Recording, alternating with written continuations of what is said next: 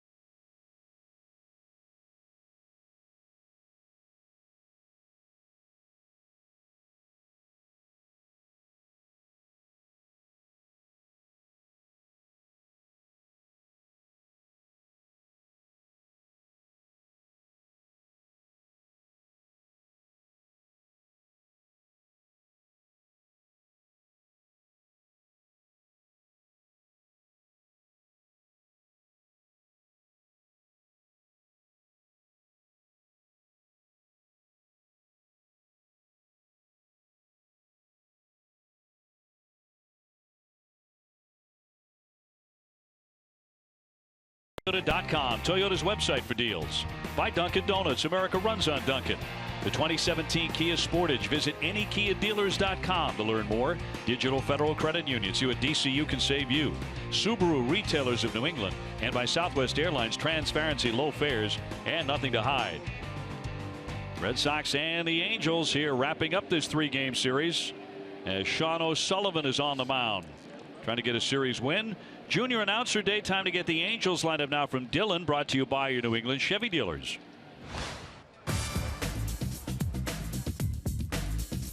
Thanks, Mr. O'Brien. Here is today's Angels lineup. Leading off at third base, Yunel Escobar. In right field, Cole Calhoun. In center field, Mike Trout. The DH, Albert Pujols. At first base, CJ Cron. In left field, Jeffrey Marte. At second base, Gregorio Pettit. The catcher, Jeff Bandy. At shortstop, Andrelton Simmons. Dylan, great work. Red Sox starting pitcher presented by your New England Audi dealers. Sean O'Sullivan 1-0. His first major league start since the 15th of May. And you see the numbers, 3 starts on the season, 3 games on the season for the Red Sox, a couple of starts, and that last one coming against Houston, that was way back on May the 15th. 4 1/3 in that game, give up 5 earned runs.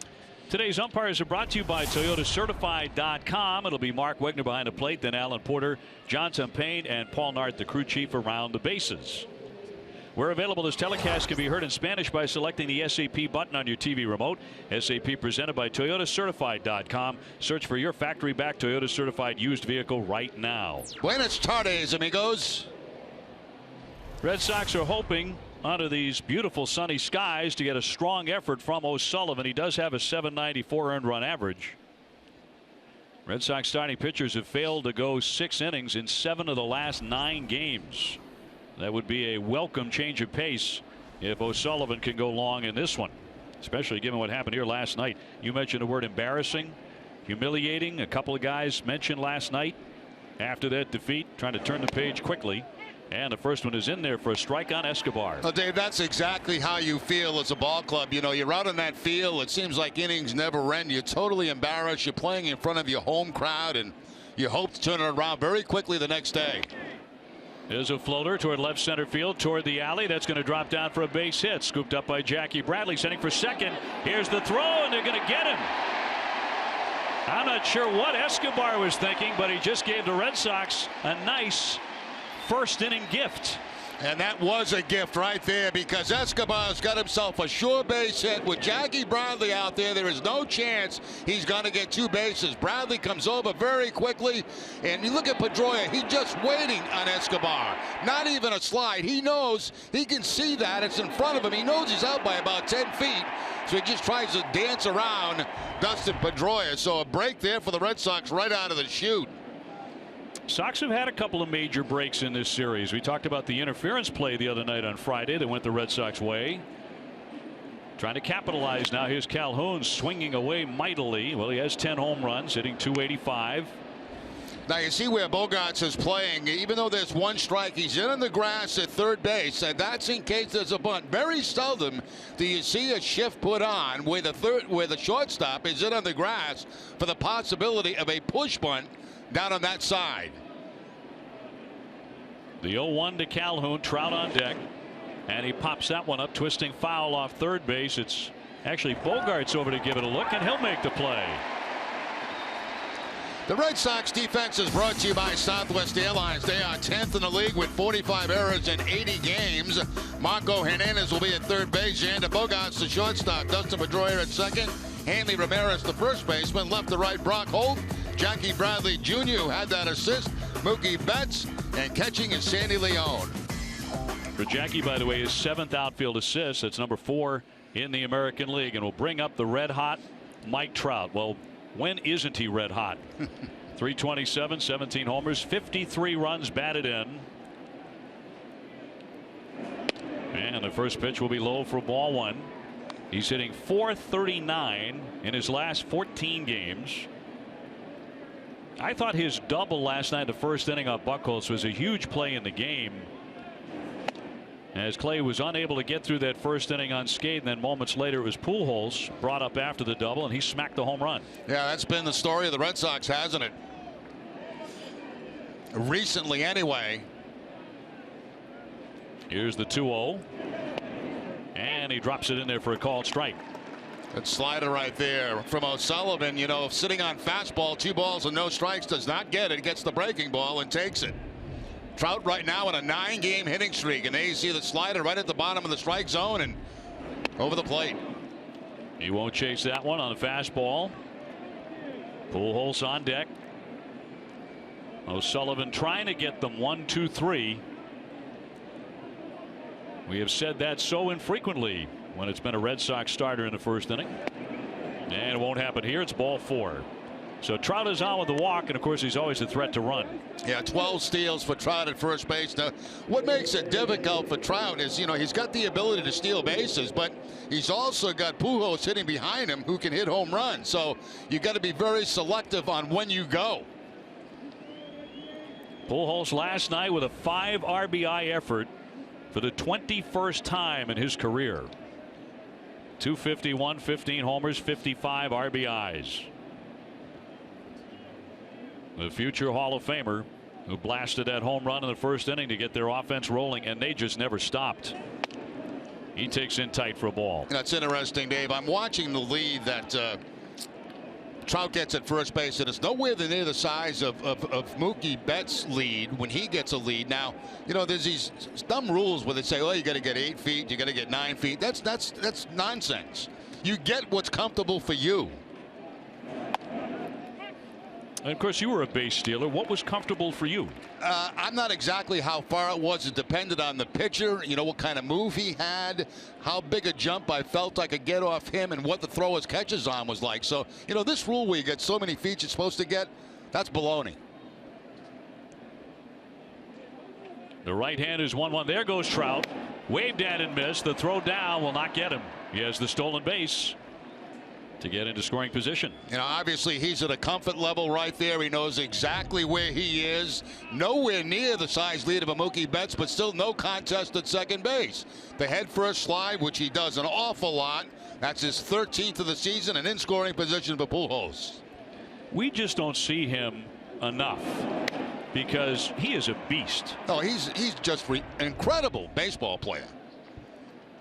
And it's not just the offensive stuff. The speed at his size, you know, 6'4", able to haul like he does. He makes great defensive plays in the outfield. As that one will just miss. Now, if you watch him now at second base, what he's doing, you don't take your lead even with the bag to third. You take it behind the bag, because with 2 outs, he's not looking to steal. What he's looking to do is cut third base. And you get a better cut of third base when you are behind the bag. It gives you a better angle going around third. Here's the 2-2. O'Sullivan trying to get through this first inning. And a breaking ball inside that pops out of the middle lane. There goes Trout. Throw down to third. May have him. The tag is out. Leon with a very quick recovery. Let's see if they challenge the play. Socha is out. And will determine whether they will challenge on the caught stealing play at third base. If it's upheld, it ends the inning. We'll take another look and see. We see where Leon has to go to get this ball, and that's why Trout takes off. Now, the throw definitely beats him, but does a tag get there before the hand? And apparently it does. No challenge. Red Sox coming up. No score.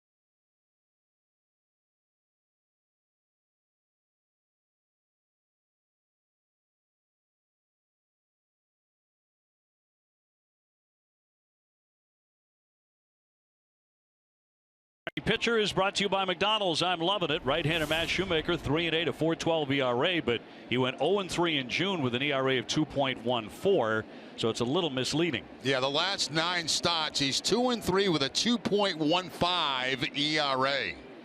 By the way, on the play at third base, not a caught stealing. He was trying to advance after it popped out of the mid of the catcher, and Trout was cut down on a fine throw. Mookie Betts to lead off now in the first.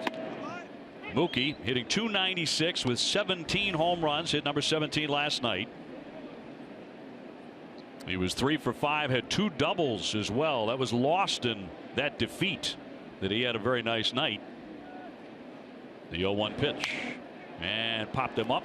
That's going to go foul back into the stands. You know, Dave, one thing you look at as a hitter when you get to the plate is you look at the outfield and see how deep they're playing. And they're all playing very, very deep for the Angels. And that will tell you on a ball that you hit maybe into a gap whether you can get 1 or 2 bases on it. You see how Trout in center field, how deep he plays. We highlighted that on Friday night. So any ball in a gap with Betts' speed, he's got a chance for 2. Pedroia on deck, and then Bogaerts here in the first inning, and Shoemaker fires. Red Sox last night with their largest margin of defeat since June 19 of 2000, which was a 22-1 loss to the Yankees. Red Sox pitchers allowed 22 hits. High pop into right, shallow. Well, you talked about Calhoun playing deep. He's got to come in on it and makes the play. Their outfielders do like to play out there. Junior Announcer Day. It's time to get the Red Sox lineup from Tyler, brought to you by buyatoyota.com.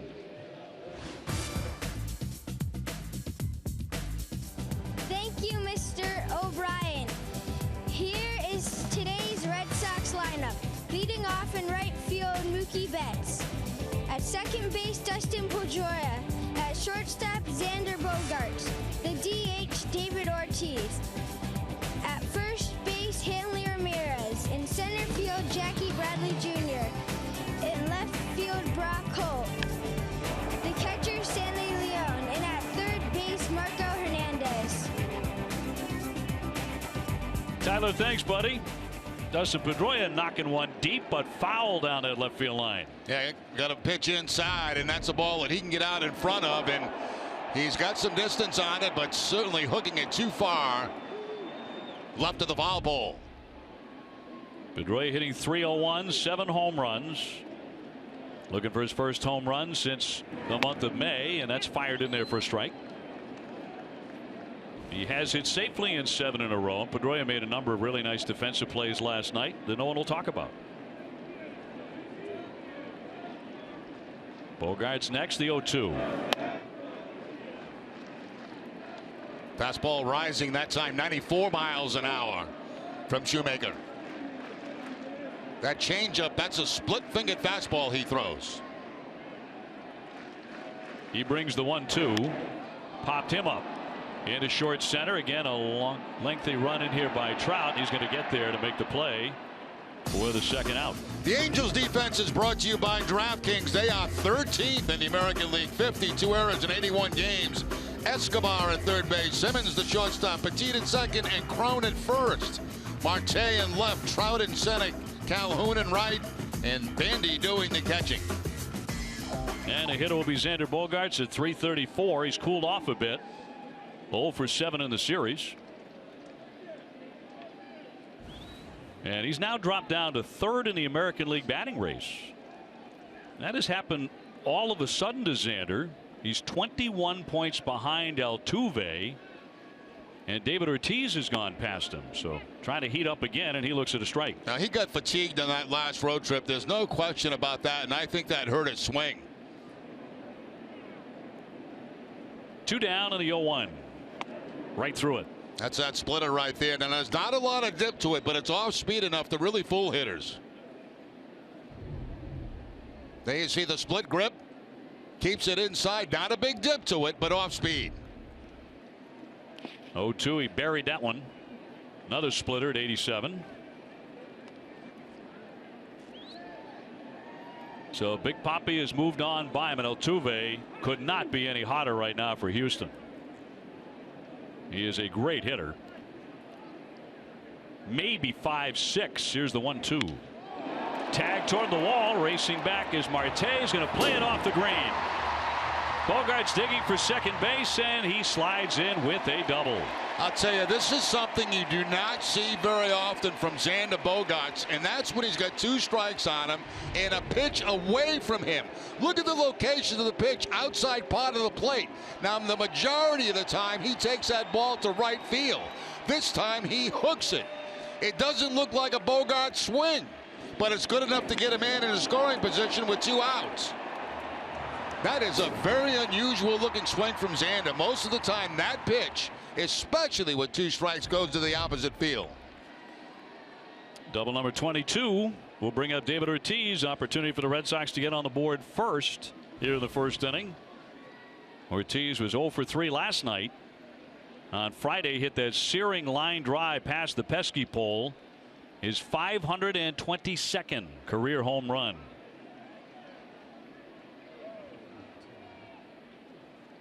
And he'll lay off the first one downstairs for ball 1. A surprising thing right here is they do not have the shift on David Ortiz, and I kind of like that. With a man in scoring position, I'm not real comfortable with the complete shift. It opens up too much ground on the left side. 0-0 here in the first inning. Ortiz hitting .338, second in the American League. Just outside. Now with 2 balls and no strikes, we'll see how they work him. Do they put him on first base, or they continue to get him to try to swing at a bad pitch? David's usually very disciplined in these situations. Bogarts his second, 2 down in the first. And again outside. And I'd give him the green light, but I'm not sure he's going to come close to the plate. Andy Ramirez on deck. Maybe moments away from hitting with 2 on in the bottom of the first inning.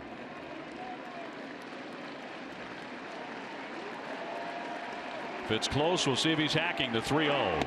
He was. Yeah. Well, they knew he was going to swing the bat 3-0. So what do? 3-0. They come with the split-fingered fastball. They knew he was going to have the green light. And they did come after him, but they come after him with a splitter. Yeah, it was very much a strike.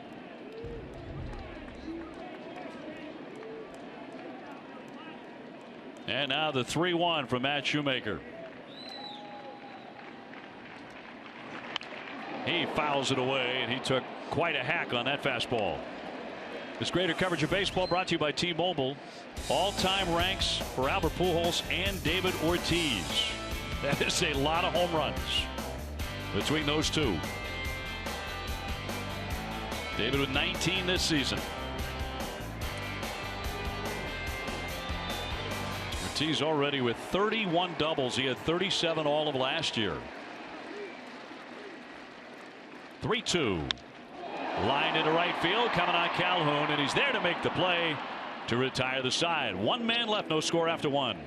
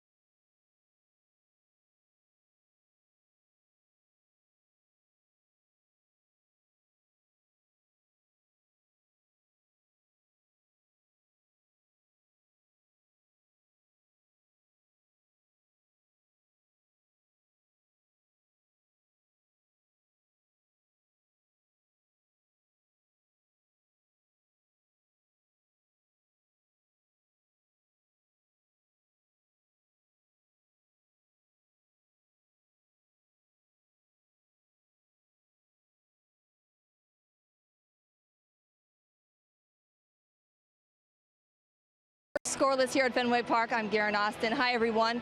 Yesterday, John Farrell said that Joe Kelly will pitch out of the bullpen when he returns to the majors. Kelly is currently on the DL in Pawtucket with a groin injury. He has not had any setbacks in his recent bullpens. And guys, today someone asked Farrell if he would reconsider switching Kelly, and he said they are committing to Kelly as a reliever, and changing course would not do anyone any good.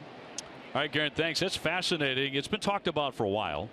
This isn't the first time it's been discussed because he throws so hard. And if he goes to a couple of pitches and has that 98-mile-an-hour fastball, the bullpen might really work for him. Pujols begins the second, no score here. I agree, Dave. And as you look at this season with the Red Sox, you know, Kelly's the kind of guy that can come in a game out of the bullpen and use his fastball and curveball and just let it fly for a couple of innings. Ground ball into that shift and gathered in by Xander Bogaerts to set down Pujols. One away in the second. Now Red Sox defense playing very, very well there. Shifting on Pujols. 3 men on the left side. Bogaerts in perfect position, and they get the first out here in the second inning. That's a Red Sox defense that has to step it up today after last night and all those unearned runs. 7 of them allowed by the Red Sox defense. And sends up C.J. Cron, who had quite a night last night. 6 for 6. 2 home runs and 5 RBIs. And that was an historic night. First player ever to go 6 for 6, 2 homers at Fenway Park. Overall at .287 with 9 home runs. Breaking ball popped up. Ramirez battling the sun and foul ground, but he'll get there for the second out. Red Sox season ticket holders experience the best seats, price, and benefits Fenway has to offer. For information on becoming a season ticket holder, visit redsox.com/season tickets or call 877-RED SOX 9 today. It's got to be tough today for infielders and outfielders and catchers on pop-ups because it is very sunny here at Fenway. Very few clouds to throw any shade at you. And you could see Hanley struggling a little bit with that pop-up. Jeffrey Marte now their left fielder as O'Sullivan tries to make it a 1-2-3 inning and drills in a strike. O'Sullivan had been pitching very well for the Paw Sox, where he was 6-2, a .279 ERA in 11 starts. He's not been able to translate that kind of effectiveness at the big league level. Good off-speed pitch there. Good curveball. Watch the outfield move now. Jackie Bradley Jr. and bats moving with the 2 strikes. You expect a more defensive swing, and you can see Bradley in center field sliding over to the right field side. Here's the 0-2. Little high. Marte has a little bit of power. He was acquired in a trade from the Tigers last January. And last year in their minor league system, between the minor leagues and the big leagues, he hit 19 home runs. 1-2 pitch is in there for strike 3. Got him looking, came back with a fastball, and O'Sullivan gets them 1-2-3 on 8 pitches.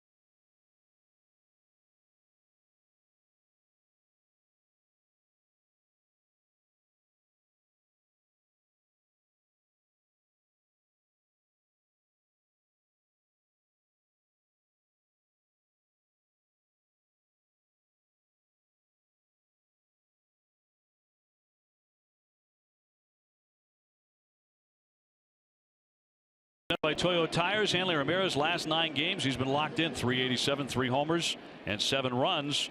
Toyo Tires, the official tire of the Boston Red Sox. And Hanley will lead things off here in the second.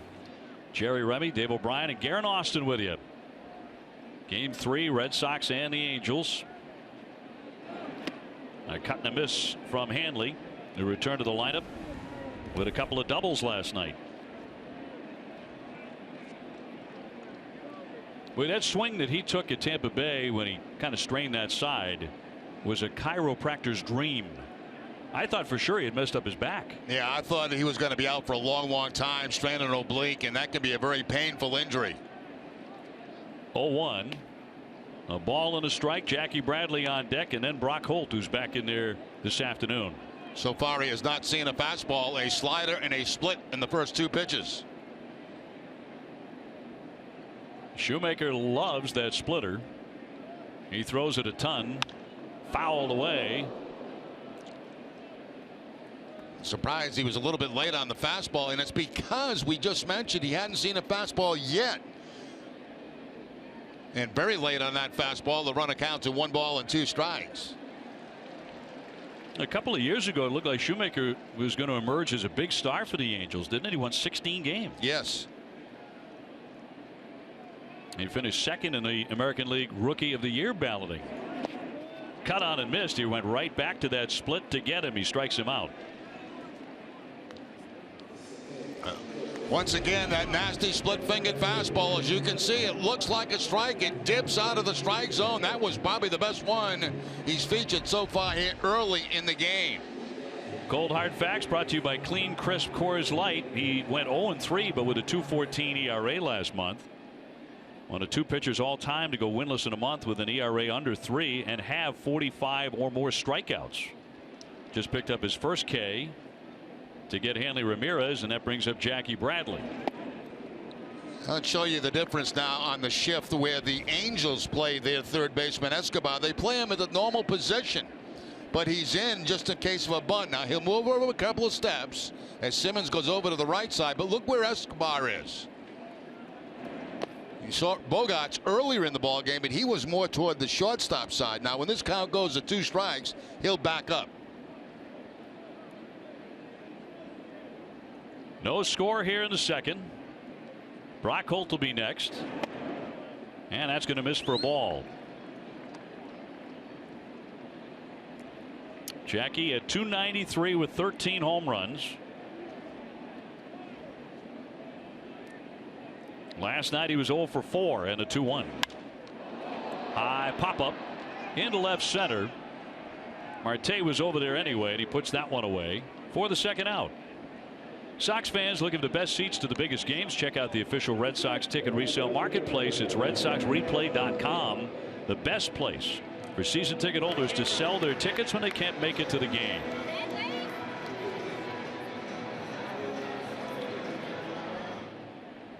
Now the Red Sox would like to send out a special welcome to Sean and Robert Yuha from Fenway at the ballpark. Family is watching at home. Great Red Sox fans. 2 down and the base is empty for Brock Holt. Stepping in at 248 with 3 home runs. He returned to the lineup for the first time in about 6 weeks on Friday and ripped 2 doubles and had an outfield assist. So he did not miss a beat. Yeah, and we saw this on Friday night. They play the shift on Brock Holt on the right side. Just Escobar left at third base. Outfield shading him to the opposite field. Shoemaker with a 1-1, and it's tagged foul. I remember the other night Brock Holt went a couple of base hits, doubles actually, to the opposite field. So in the outfield they're shading him that way, but in the infield if he hits a ground ball they expect it to be pulled. Leon would hit next if given the opportunity, but that is up to Brock. And there are 2 out. The 1-2 fought off foul.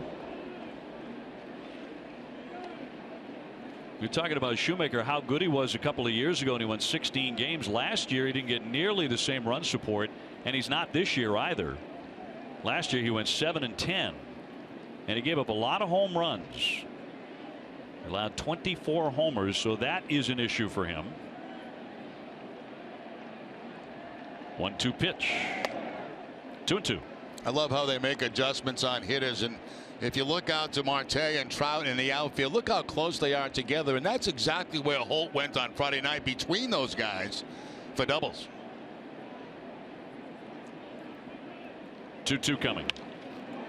Just poked that one, little pop into left field. That's going to drop down for a base hit right off the end of the bat.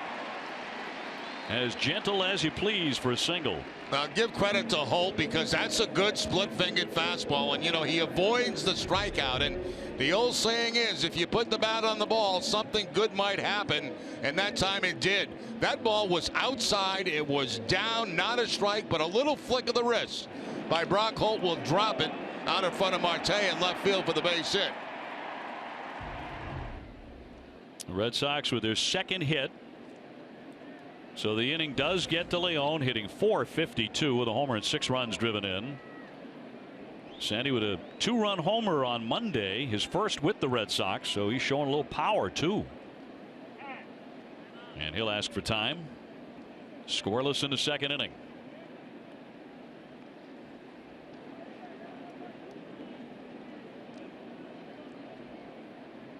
And Brock Holt aboard with 2 down. And Shoemaker takes a lot more time with a man on base. He is far more deliberate than he is when the bases are empty, where he works at a pretty rapid rate. Yeah, he does. A lot of pitchers do that too, Dave. They, when they get a man on first base, they concentrate a little bit. Well, I shouldn't say that. They concentrate just as hard, but they're a little bit more deliberate in what they do. Now, see, we mentioned a lot where guys at first base try to peek in for signs. Well, it's very difficult to do when you got a left-hander hitting, and of course then the catcher, because the left-handed hitter is kind of blocking your view as a runner at first base. Shoemaker with an 0-1 pitch, not to be made. When you look at Leon now, I think .365 in his last 23 major league games. Night and day a better hitter than a year ago. What's the one thing you pick out as the reason why? Well, I think more than anything, it's confidence. The fact that you've done it at the big league level, you've got more big league experience, you know what to expect. And, when you have a little success, especially early, that helps you relax a lot. I can't get into the mechanical things. That's something between he and Chili Davis. But the fact is that, the more success you have early, the more confident you are as a player. Here's the 0-1 pitch. Holt not running, and he'll watch it go outside. 1-1 the count. Well, I've noticed that too, just talking with Sandy in the clubhouse. He's a different player in terms of confidence. He knows he's not going to hit .450. But when you're talking about jumping up from a $150 to where he is now, it's pretty stunning. And hitting the ball hard too. That one is flicked foul. Somewhere along the line, at the minor league level, wherever it's been, you've had that kind of a run, but to have it at the major league level is completely different. And the other thing too, Dave, and not to spoil the party, but he hasn't played a lot, and they have ways of finding out what you can't hit, and then you have to prove that you can hit it. Yeah, it's a great point. It's another matter when it's 600 at bats. But he's enjoying it. Here's the 1-2, and again he steps off. He's really concerned about Brock Holt over there. Well, I would be too, with 2 outs and 2 strikes. I mean, there's a good chance he could be off at first base and try to get in scoring position. It'll be really interesting to see when Ryan Hannigan is done with the Paw Sox with his rehab stint, what the Red Sox are going to do at the catching position. With 3 spots. 2 spots open and 3 guys.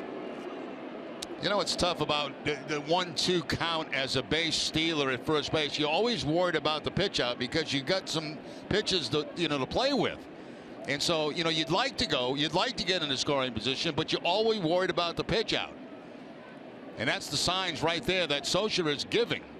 He's not calling pitches. He's calling whether he wants to throw to first or pitch out. 2 out and a 1-2.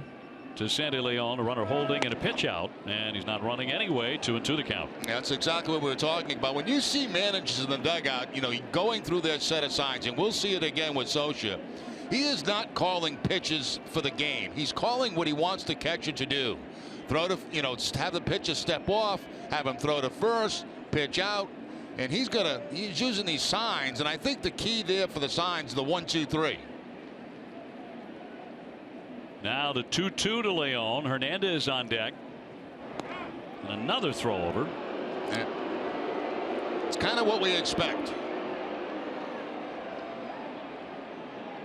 Scioscia, of course, a former longtime major league catcher, likes to be involved in the game. I would say the most involved manager on a daily basis. And we saw the squeeze bunt the other night, which backfired on him. There goes Holt. And a ground ball right back to the pitcher, and that will retire the side. That's all for the Sox. No score after 2.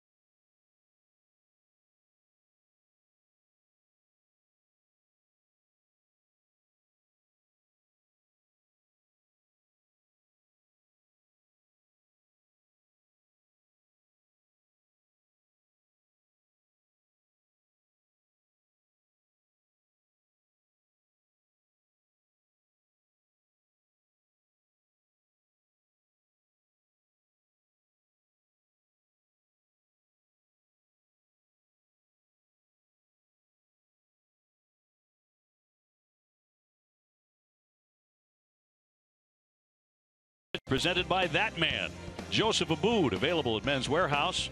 TC, Jim Rice, and Steve Lyons have the best 4th of July moments in Red Sox history. You know what's really cool? Like when you wear your glasses hanging from your shirt. That's cool. In there for a strike against Petit. I can't pull that off. I can't either. Jerry, I love you, but you can't pull that off either. No, I'm with you. I don't disagree. I can't do it. Joe Abboud can pull that off. As it's flicked foul by Petit, Bandy, and then Simmons to follow. But that's a look. I mean, that's a look. It's what cool guys do. They hang their sunglasses or their reading glasses from their shirt. I try that, and somebody goes, "What are you doing trying to look cool for? You can't do that. What's the matter with you? Put those on your face." Not Joe Abboud. 0-2. Little dribbler swing and bunt out from behind there. Leon, he has it in fair ground and fires on to get him. Nice by Leon. He had to really hustle out there to get that ball before it goes foul, because you're being given an out here, a little tap down the line, but if you wait too long, the ball goes foul. He's able to get to it, square up to first base, and make an accurate throw to get the out. Another 2 seconds, that ball's rolling in foul territory. DraftKings is the official one-day fantasy baseball partner of the Red Sox. Experience the thrill of playing at DraftKings now. Play free daily using the promo code NESSON at DraftKings.com. Jeff Bandy, who's doing the catching today for the Angels to get in. 265, 2 homers, 10 runs driven in. after Perez had quite a night last night with 5 hits out of the catcher spot. That last pitch was a strike. It didn't go O'Sullivan's way, but that was a good slider. Should be ahead 0-1. Hammered foul, and now 1 ball and 1 strike. Simmons on deck. Now the Angels were going to compete. They needed a full healthy year out of their staff ace Garrett Richards, but in early May they lost him to Tommy John surgery. And even with their win last night, all those hits, all those runs, they didn't gain any ground. They're 18.5 out in their division. So that's a blow they could not recover from. Roped but foul. So in the West, a record of 33-48. C.J. Wilson on the DL. Jared Weaver with a 5.51 ERA. Pitching's been a huge problem. They even signed the former Cy Young winner Tim Lincecum, but he has a 6.75 ERA in 3 starts. And a 1-2. Fly to right, on the move Betts. Mookie heading toward the wall, lunges, he can't get it, but it is a foul ball. That's tough play down there because you know, you're fighting the sun and the wall. You're so close in that area right there. You've got no room at all. And when you get there, you can sense it because you're on the warning track. You know you're getting close. And look at the space between the line and the wall. I mean, there's nothing there. So that becomes a difficult play.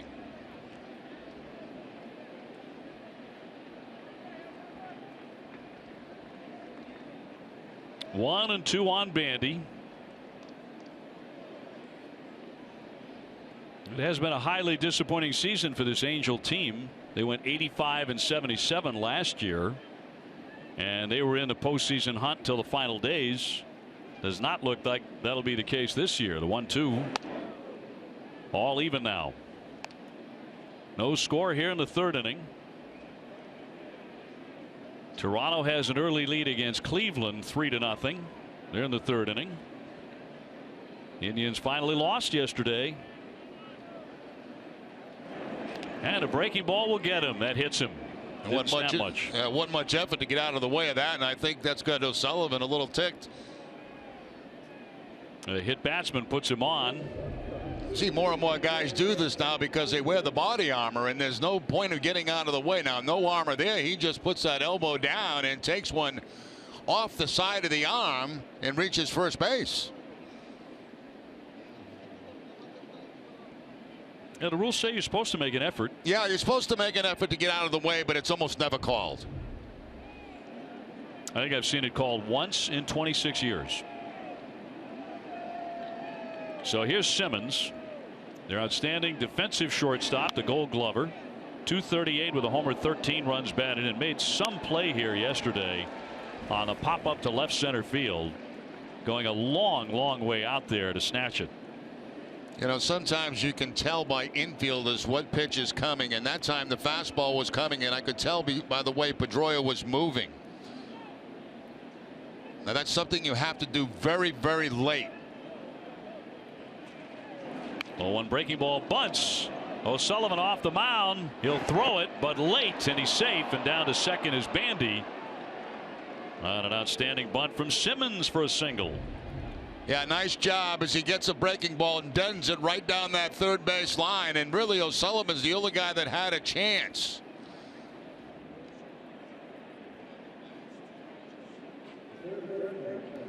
And late with the throw, so 2 men are aboard here with 1 down. Top of the order now in Escobar.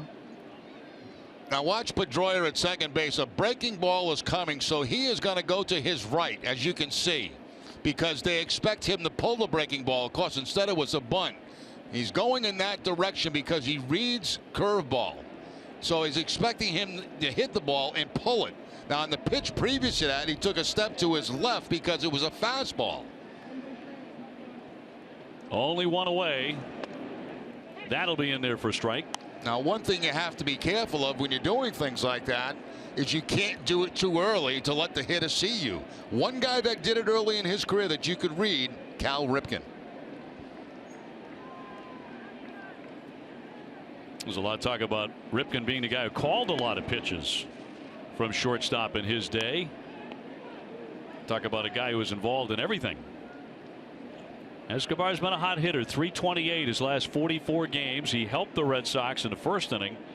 After he blooped a base hit, he tried to make it a double, and he was thrown out by Jackie Bradley. He was thrown out by 15 feet at second base. 2-1.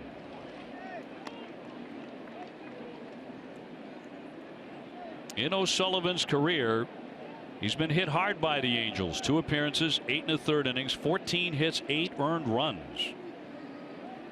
Escobar's 4 for 10 against him, including that hit today.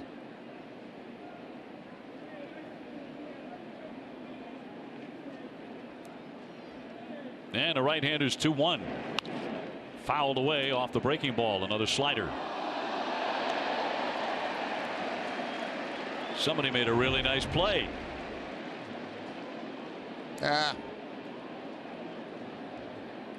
You know, it's in the Legend Suite where that play was boxed around and eventually made. Landed on the ledge. What do you give it, a 5? Less than that. You're a tough grader. 3 balls and 2 strikes. I mean, I could have made that play on like 9 bounces. You're right. 2.5. Imagine a legend in there today. Who's in the, I don't know who's in there today, but they should go speak with him about that play and get a picture. He's got that photo. Here comes the 3-2 pitch now to Escobar. Runners on the move, swing and a fly into center field, racing back. Bradley still on the go. He lunges and he makes the play. The runners are going to have to get back. Here's the throw to second. He doubles him up. And the Red Sox get out of the inning thanks to Jackie Bradley.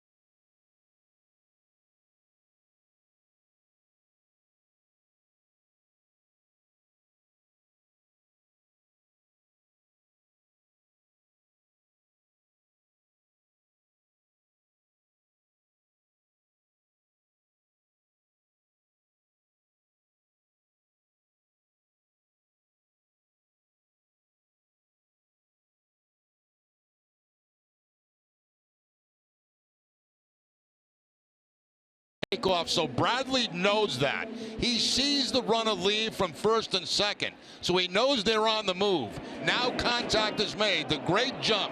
He goes back toward the warning track, makes a terrific jumping play, and knows those runners are off. So what does he do? He spins around as quick as possible to get the ball. Now the runner had gone by third. He's got to re-tag, go back to second, and no chance to get back. And Bandy cut down. So 2 outfield assists already for Jackie Bradley, and the Red Sox coming up here in a 0-0 game. Marco Hernandez, then Mookie Betts and Dustin Pedroia. And a huge help for O'Sullivan. Well, you sense there was problems coming for him in a big way in that inning. And that's up the middle for a base hit. So Hernandez is quickly aboard to start the third. Now Travis Shaw getting some time off today. Hernandez getting the start. He defeats the shift. They're also shifting on him. And he gets the pitch that's going to be on the outside part of the plate and takes it back up the middle, and nobody there. Simmons to the second base side. He can't get to it on the back end, and the leadoff base hit. So Betts will be next. 0 for 1. He's flied to right field. He homered last night, so he had 17 home runs. He hit 18 all of last year. He could reach that by the All-Star break.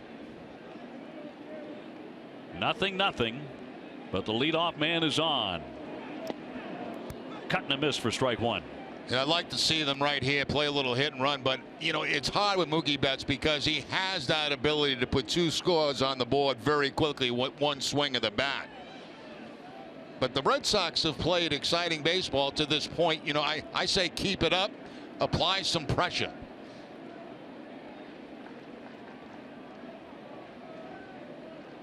Sox now with 3 hits. The Angels have 2. And the 0-1 with the runner going. And he popped him up to the right side. First baseman Crone is there, and a collision. They're trying to get the runner, and yes, double him up. Hernandez is out. So each side with a twin killing in this inning. Well, we called it. We called the hit and run, and there was contact made. And what happens here, if we'll get a look at second base, there's the catch right there made, and they get that flip back to Schumacher, to get the double play. But what they do at second base, watch the shortstop. Well, we'll have to pick it up a little bit earlier. He dekes the runner is what he does. See, the runner's going. He has no idea where the baseball is. Look at the shortstop. He's acting like he's going to get a throw. And so by the time that Hernandez reads it, he can't get back in time. And a pretty good stretch there by Shoemaker, the pitcher. And there for a strike on Pedroia. So now the base is empty and 2 down in a 0-0 game. Hernandez unable to get back in. Pedroia 0 for 1. He's fly to center. If we get one more shot of the shortstop Simmons, I mean, you know, you've got a job to do as an infielder, even when nothing's going on, and he did his job. He fooled Hernandez at second base. 1-1. Missed. I go back to that play. Now watch the shortstop. He's going to act like he's turning a double play, and that's what Hernandez is going to see. So now he realizes I got to go back to first base, and it's too late. So good job by Simmons. He's a platinum glove winner, gold glove winner. And in the National League with Atlanta, it was generally considered the best shortstop in the National League. At least with a glove, the 2-1. That one hooked into left field for a base hit. So Pedroia has hit safely in 8 consecutive games. Dustin Pedroia talked about last night's loss, put it in perspective for himself and the team. We got to show up tomorrow and win the series. You got to chip away, win series at a time, and that's how you get out of it. You know, I know we lost by 21 runs, but you know, we win tomorrow. We're starting out the homestand pretty darn good. I don't care if we lost by 20 or whatever. So that's what we got to focus on. Talking after the 21-2 defeat last night. You know, like I said before, you know, in the open, I've been involved in plenty of games like that, and there's nothing else you can say. I mean, you can't go in there and hide your head. I mean, you've already been through the misery of going through a game like that on the field in front of your home crowd. So what is your other option? Your other option is to go get a good night's sleep and come back and play the next day the best you can. He's on at first. Bogart's the hitter. He doubled in the first inning off the green. His first hit of the series.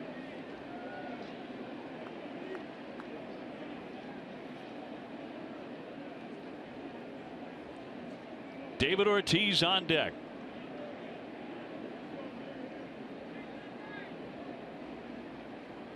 And a 1-0 pitch to Xander Bogaerts.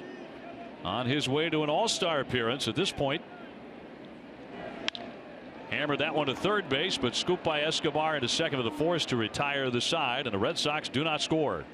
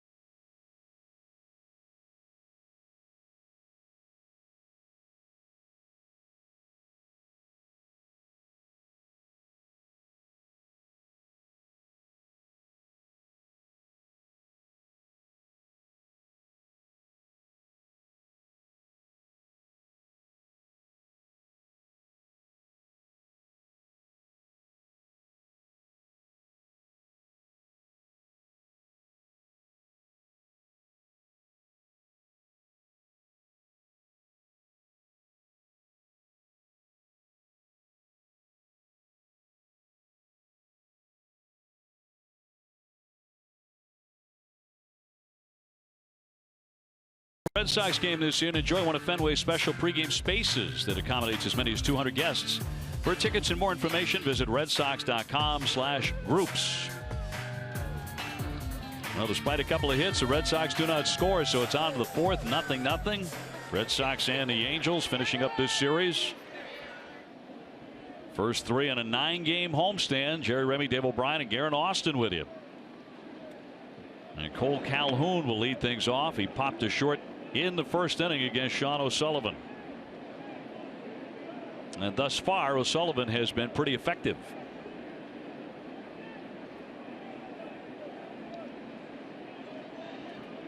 He's allowed just a couple of hits. He's walked a man and hit a batter.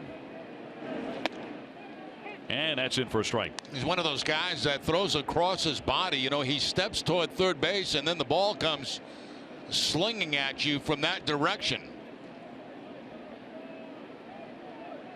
Mike Trout on deck. Albert Pujols after him. Here's the 1-1. And he takes it high and tight. You know, which would make it more difficult for right-handers to pick up than left-handers, but still it's a different style delivery. At times it has really gotten O'Sullivan into deep trouble, but he throws a lot of strikes. And at times they have been too sweet. Here's the 2-1 pitch. He drops that one in there for a strike. Now with 2 strikes, Bradley will move again. And, you know, I talk often about this, and it's not all the time. It depends on the hitters, because on the bad hitters, a lot of times they won't move because they don't change their swing. 2-2. Hammered, but right at the feet of Xander Bogaerts. One man out in the fourth. Time now for our Dunkin' Donuts poll question. Which LA player is more valuable to his team? Text 1 for Mike Trout, 2 for Clayton Kershaw, who's nicked up right now. Text your answer to 536-536. Message and data rates may apply. 1 message per vote. I would go Kershaw on this one. What about you? Yeah, it's a tough one. You know, it's always the guy that plays every day against the pitcher, but I'm with the pitcher on this one. I say Kershaw. Because he's in another universe. Yeah, exactly. Although this guy, you could say, is too. No, Mike Trout's in another universe too. He's not the typical baseball player. He has walked and stolen a base in this one. Was also cut down at third after a pitch popped out of Leon's mitt, but Sandy recovered and threw him out. Here's the 0-1. High and tight. Well, he's the best player in baseball, many will tell you. And he has finally, in his 6th major league season, moved out of his parents' home in New Jersey. He's bought his own house on 300 acres, just minutes from his parents.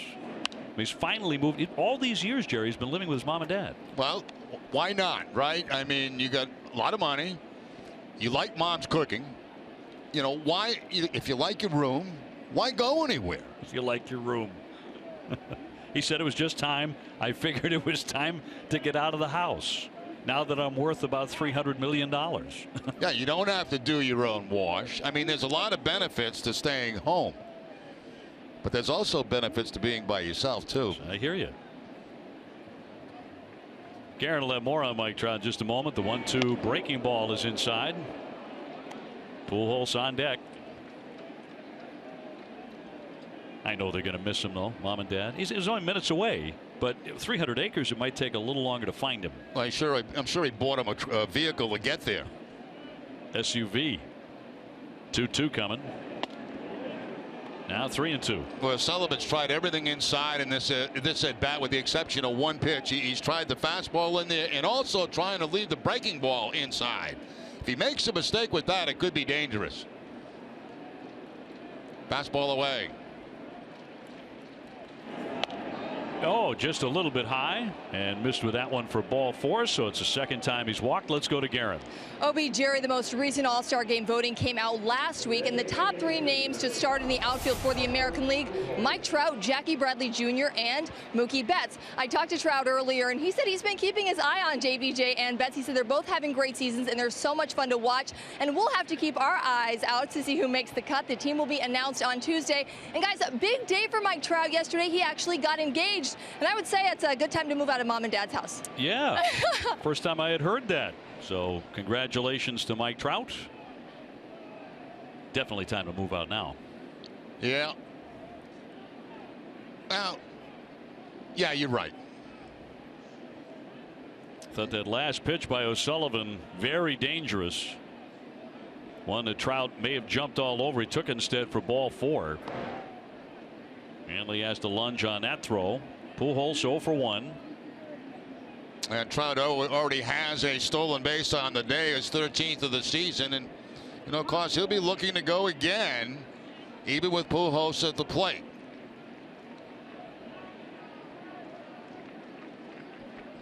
Pujols, the future Hall of Famer, now 36 years old, and he has hit 15 home runs. You were talking about Mike Scioscia earlier in the broadcast, David.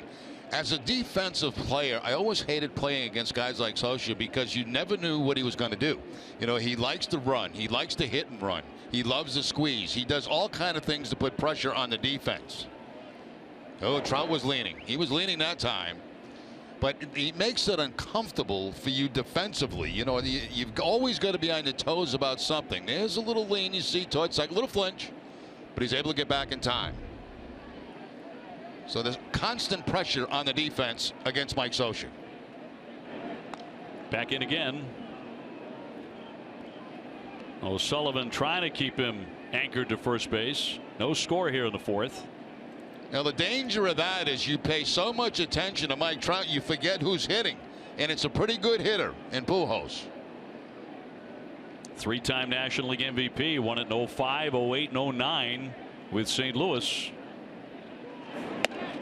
Missed high again, and the throw won't get him. I see what O'Sullivan did there. He got the ball in the stretch, and he just held it for a long time, and that aggravates base runners. It really does, because you try to time the pitches, and the longer you hold it, the more off balance or less momentum the runner at first base has. Well, he has tossed a couple of high fastballs that he's gotten away with in this inning. And there's another one that'll be outside, and the count goes to 3-0 on Pujols. Very, very dangerous part of this order. Trout, Pujols, and Cron. In a 0-0 game. Cron with good power. Hit a grand slam on Friday. 2 home runs last night. Hit 16 home runs last season. Inside on Pujols, and that is ball 4. Back-to-back walks, and Cron is coming up with a chance to do some more damage. Don't miss WB Mason Extra Innings Live right after the game. TC and Steve Lyons break it all down. You'll hear from Sean O'Sullivan and John Farrell. Whatever, whenever, wherever, who but WB Mason. And now Willis is going to come out and join the conversation. Yeah, he's been pitching good. He's got a couple of walks. It's time to go out, get him settled back in, not let this inning get away from him. You got to remind him, you one ground ball or getting a double play and getting out of the inning. So make your defense help you out. You don't have to do it all yourself. So now he's walked 3. He's hit a batter. And facing the man who's probably their hottest hitter right now in Cron. 0 for 1 with a pop-up foul to first base. Last night he was a menace. That pitch was where it was supposed to be, too. Inside, he still hit it out of the ballpark, and then later on in the game against Pat Light into the Red Sox bullpen. As he went 6 for 6 with 2 homers. Runners at first and second with 1 down here in the 4th. Fly toward right. Here comes Betts. And lunges but can't get it, and another foul ball. Well, it's the second time today that Mookie has gone up against the fence but unable to make the catch in foul territory. Yeah, that's almost identical to the first one that he went after in that area right there. You see him reaching out again. He's unsure how close he is to the fence. He's got time to get over there because the ball's hit high enough, but not quite sure how much room he has. And let's see if that hurts the Red Sox. The Angels are taking a look in the clubhouse at that to see if it landed in fair territory. Let's take another look. Watch the baseball. It's not where the ball lands. It's actually where Mookie touches it, if he did touch it. And if he touched it in fair territory, that's a fair ball.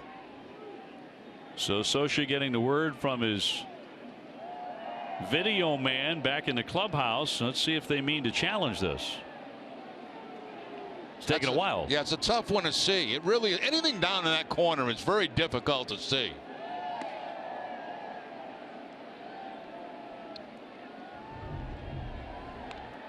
There's Betts going over. Does it just get a piece of his glove? If it didn't, it's a foul ball. There's the glove. Does it get a piece of the glove? If it does, it could be a fair ball. But they're not going to look at it. They will not challenge this. And I thought on that last angle we saw, it did nick his glove. I thought it did too. I thought I saw the fingers moving a little bit. Watch right here. You see the glove? You see the fingers moving? Almost like a pitcher tipping a pitch. Hey, let's be honest. The Red Sox have caught a couple of breaks in this series. They certainly did on Friday night. It looked to us like that was fan interference. And Trout should have been scoring the tying run. Went the Red Sox way as that one is bounded foul. No question about it in our opinion. The Red Sox hung on for a 5-4 win largely because of that call or no call. Cron, a first-round draft pick out of the University of Utah. In his freshman year, he got 3 hits off of Steven Strasburg, who had become the #1 pick that year. He's been a good hitter for a while. Here comes the 0-2 pitch. 1-2 the count. Trout at second, Pujols at first in a 0-0 game. O'Sullivan has had only 1 clean inning. That was the second when he got them 1-2-3.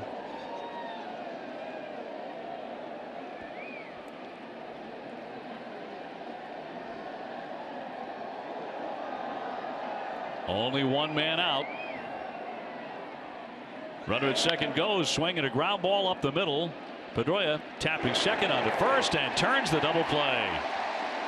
Side retired, no score.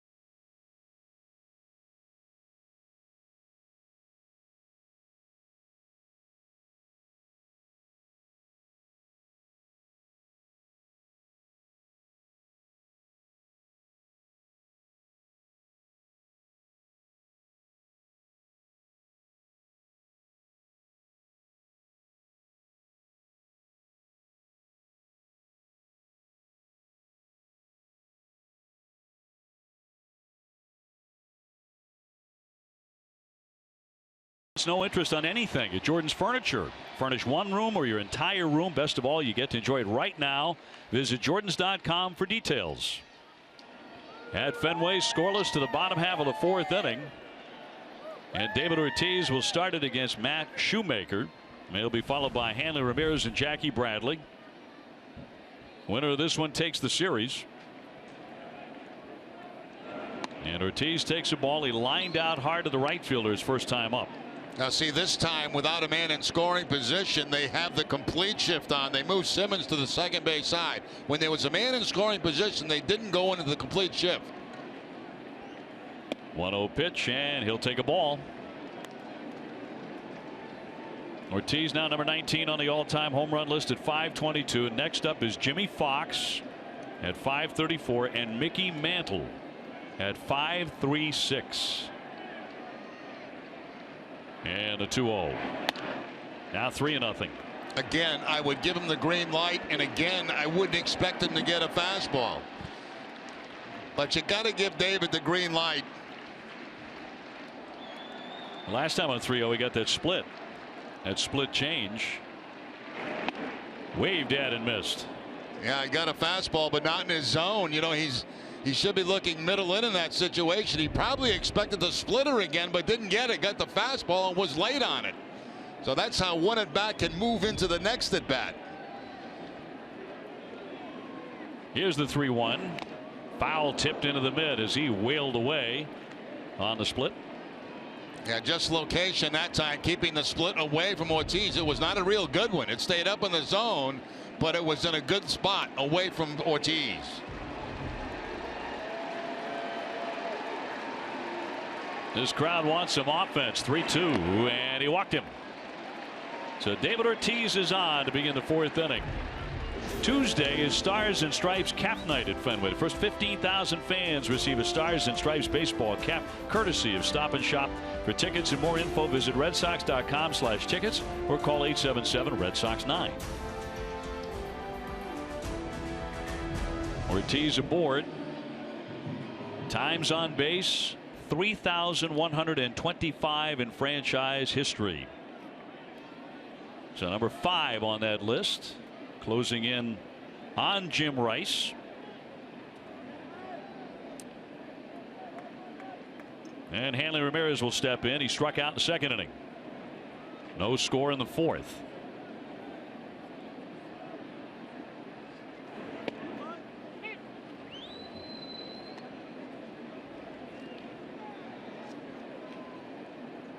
Hanley showing no ill effects of that tweak in the side suffered at Tampa Bay with that big cut as he doubled a couple of times, hitting .387 his last 9 games.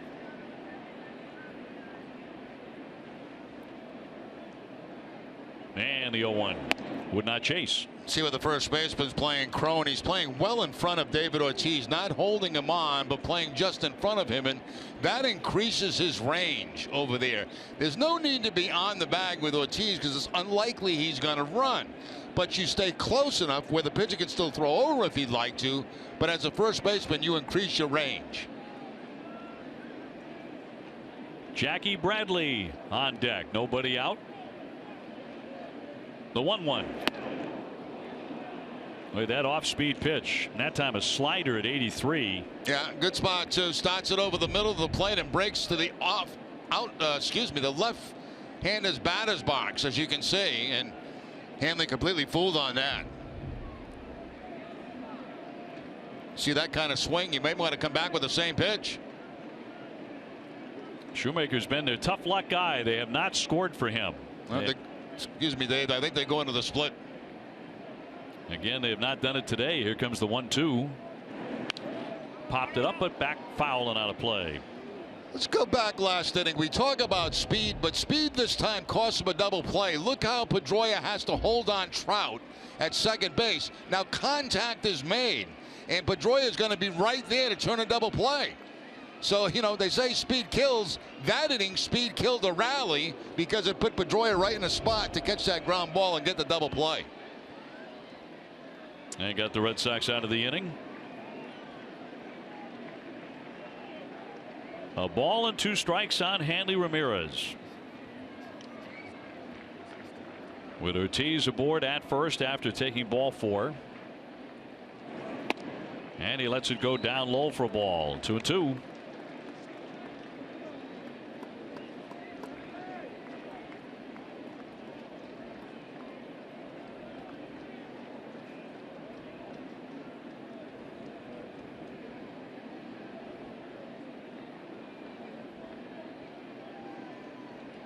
Jackie Bradley on deck's already had a big day in the outfield with a pair of outfield assists.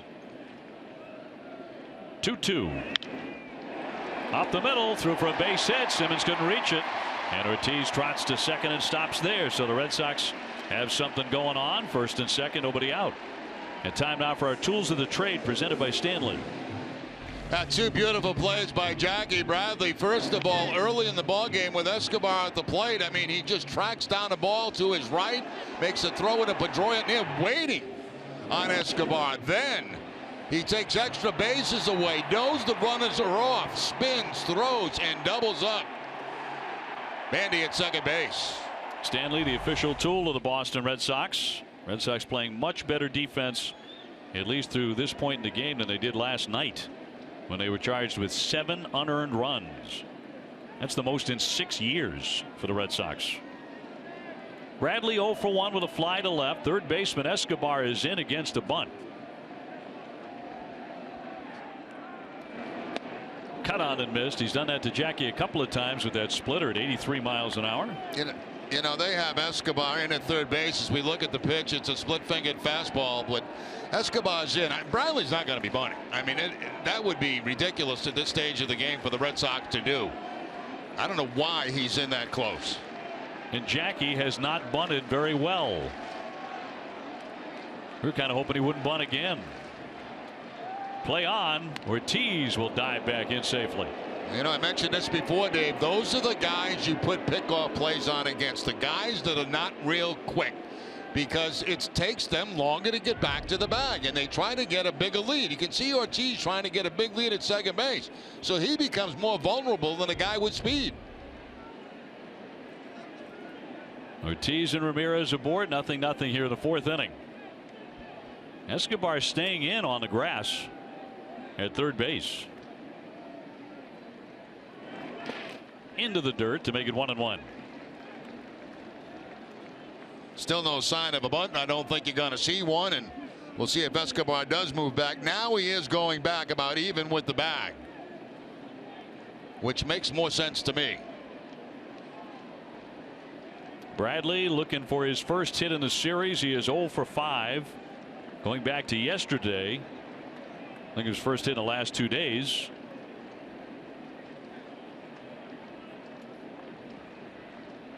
One ball and one strike. Runners at first and second. And just outside. Held there for a moment by Bandy.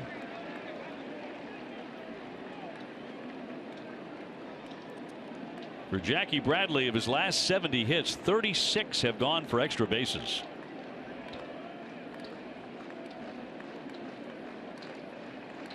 Runners edge away, nobody out. Here comes the 2-1.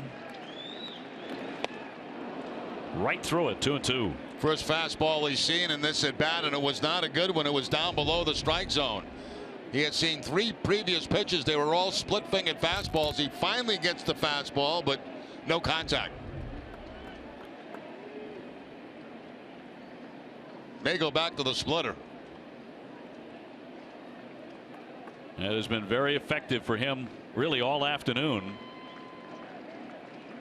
Shoemaker with a 2-2, and he left it wide, so a full count on Jackie Bradley. Yeah, what he's looking for is the ground ball double play, and that's why he goes back to the split-fingered fastball there on the 2-2 count. Charles Nagy, the pitching coach.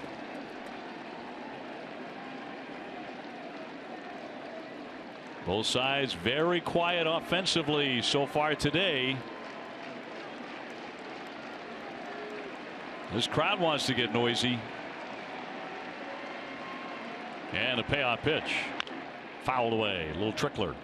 They're using the second sign with a man at second base because the last 2 pitches, the second sign they've given has been the split-fingered fastball, and that's what they have thrown. So if you're out there long enough, you can pick that up at second base. Let's see what this pitch is going to be. Looks like the splitter again.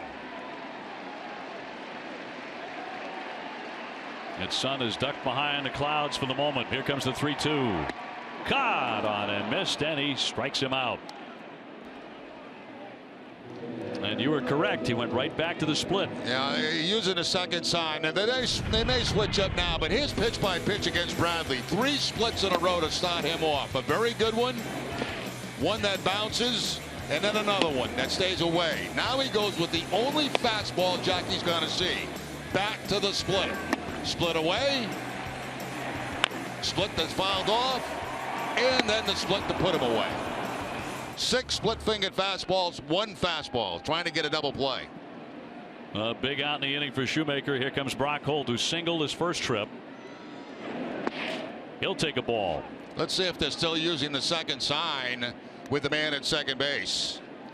If I call it, they're still using it. If I mess it up, they've changed on me.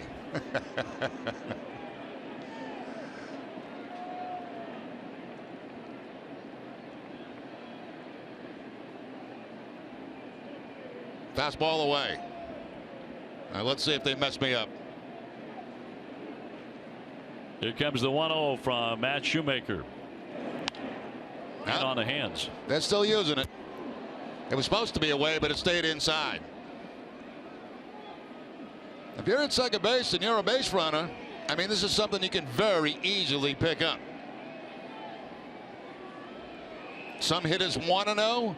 Some don't want to know. So how do you relay it once you know it to the hitter? Just by a step one way or the other. Split-fingered fastball coming if he doesn't shake it off. This will be a splitter. I'll get back to that in a second, Dave. Ortiz, the runner at second base. Here's the 1-1. And another slice foul. What they'll do is, you know, if you're at second base, a lot of times you can take a step toward third if you know location's going to be away. You can take a step toward second if you know it's going to be in. You can look toward second base if you know it's going to be inside. There's a lot of things you can do. But, you know, it doesn't happen all that much, but it's something that they're aware of all the time. Scoreless in the 4th inning. Red Sox with a threat, though, against Shoemaker. They haven't had many in this game.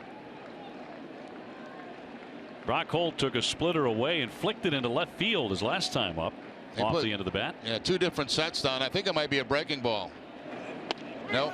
Fastball instead, and he got him with it at 93, 92 over the inside corner. He made a great pitch. Okay, they changed on me, so now I can't relay anything. Fastball inside part of the plate. It tails back. Perfect pitch. So many splits this inning that, you know, you're not even looking for that pitch, a fastball inside. You can see how this guy won 16 games a couple of years ago with a few runs to work with. He's very tough. Yeah, he's got good stuff. Very good stuff. Sandy Leon now. He's 0 for 1 with a comebacker. He is 14 for his last 32. 2 down. It's a high fly ball into right field. Calhoun right there, and that'll do it. The Red Sox strand 2. Still nothing after 4.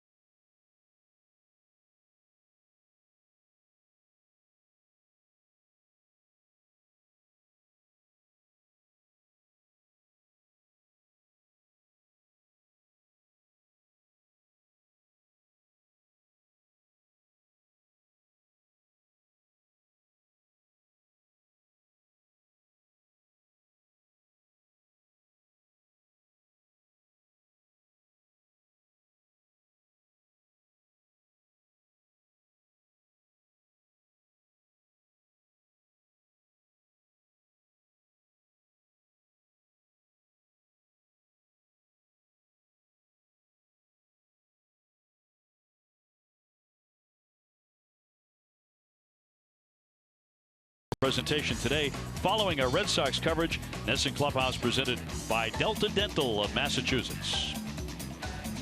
At Fenway, no score, although a lot has happened in this game with all the double plays and the outfield assists and terrific play by Jackie Bradley, and neither side able to break through just yet. Yeah, it's been a good game, a little different than last night's tilt here at Fenway. No question about that, as the Red Sox took their worst loss at Fenway Park in many, many years against this Angel team. They evened up the series. Jeffrey Marte will lead things off here in the 5th against Sean O'Sullivan. And if you had said before the game you're going to get 5 innings out of O'Sullivan, good innings, you would have taken that in a heartbeat. Absolutely. Marte with a strikeout first trip, and that one goes all the way to the backstop.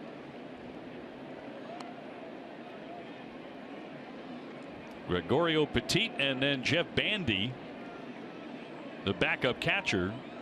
So this is a chance for O'Sullivan to really zip. He's had 1-1-2-3 inning. That was the second inning. Big cut and a miss.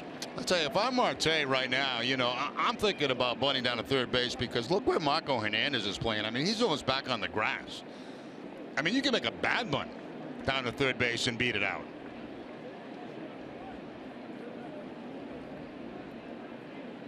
Here's the 1-1, not bunting, and takes it in tight. Good job. You know, he's made the feet move a few times today for the Angels, which is a good thing. You know, throwing inside, letting them make them not be as comfortable as they were last night. He's done it a few times, and that's a good thing. 2-1 on the way. Lifted to right field.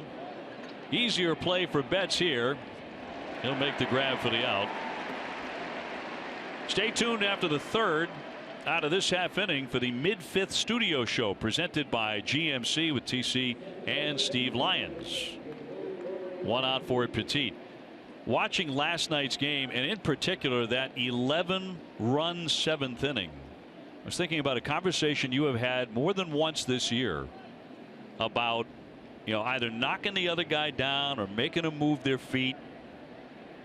Not talking about outright drilling somebody or putting somebody in jeopardy in that sense, but it was one of those things you start to look for in an inning like that. Like, when's it going to happen? Well, I'm a firm believer in intimidation, you know, by pitches, and because I know pitches can intimidate you.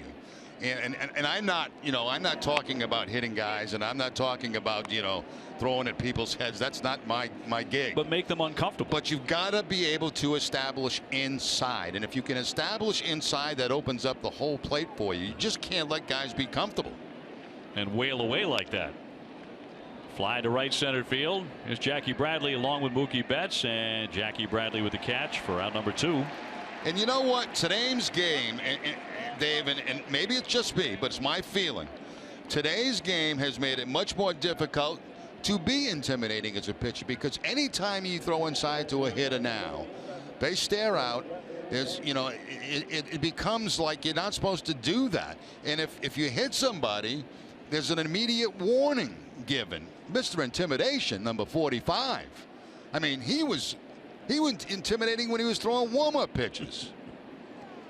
But, you know, the game has changed in that sense, and it's a little bit harder to keep guys from not diving out over the plate. But you've got to pound inside, you know, just not once a game, constantly. He had a former teammate, Nolan Ryan, who would not mess around with that stuff either. Well, throwing 103 miles an hour too. Yeah, you know, it's like, you know, you get one up around here, you know, against Nolan Ryan, you start thinking about that pitch inside, and that opens up that whole outside part of the plate. Pedro was the exact same way. Yeah. You're thinking about your dental work as well. And have you paid your life insurance policy? Bandy was hit by a pitch on the elbow without making much of an effort to get out of the way in the third inning. You know, I say these things and people say, oh, you know, all you want him to do is hit guys. No, that's not. I'm not talking about that at all. I'm just talking about pitching 101. There's a big difference, in my opinion, pitching inside and headhunting and drilling guys. Of course, there's a huge difference, and the professionalism of the pitcher has to fall in line there too. Of course, Pedro didn't mind hitting guys. Well, Pedro would have hit this guy right in the ribs on this particular at bat, because there's 2 outs, and last time, remember, he got hit by a pitch, never tried to move. Yeah. Pedro would have hit him right in the ribs and said, "Now move out of the way of that one." 1-2 breaking ball, and that is in there. Almost looked like he tried to lean into that one too. Got him looking. Well, let's go live to our studio at TC and Steve Lyons for the mid-fifth studio show presented by GMC.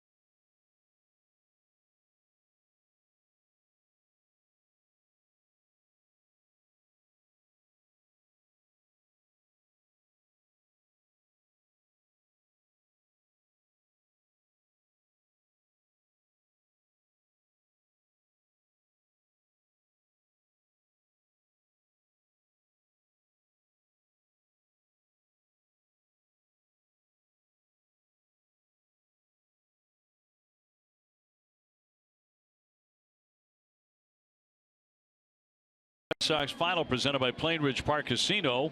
TC and Steve will have highlights from around the American League East, and they will preview the Sox next series against the Texas Rangers, who have been the best in the American League, as the Red Sox found out when they went to Arlington. They have a record of 52-30 and an 8.5 game lead over Houston. They are in next. Tampa Bay also coming in on this homestand. The last games before the All-Star break. Today is exactly the midway point. Today is game number 81. Red Sox right now at 43-37. They are 4 behind the Orioles, who lost yesterday, as the Red Sox took an embarrassing loss here. Hernandez will lead it off. He singled in the 3rd inning against the right-hander from Michigan, Matt Shoemaker.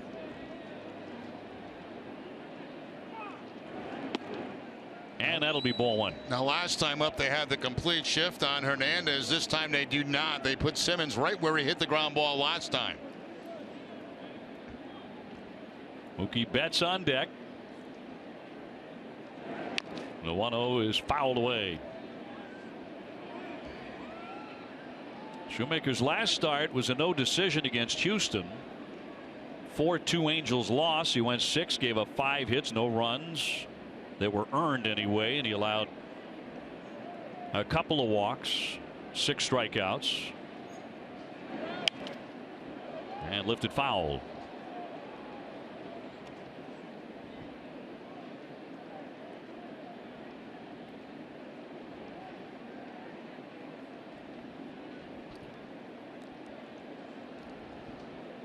Toronto with a 5-0 lead on Cleveland there in the 5th inning.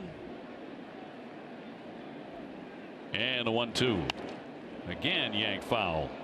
See Bandy that time giving that high target. He wanted that high fastball outside of Hernandez. He got it up there, but Hernandez able to foul it off. Look at the glove go up real high.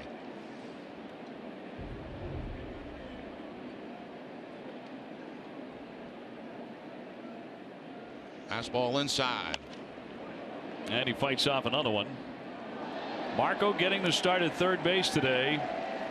Travis Shaw had a very difficult night defensively. He was charged with a pair of errors. Red Sox did meet with him after last night. They want him to be the player he was in spring training. They believe he'll get back to that, but they wanted him to sit and watch today. He had a very tough night. Popped up into left, and Marte to saunter in for round number 1. This home field advantage brought to you by Lowe's. Entering today at Fenway, Mookie Betts, .316 average with 9 homers and 37 RBIs. Last 4 games, hitting .476. He is, however, 0 for 2 this afternoon with a fly to right, and he's hit into a double play.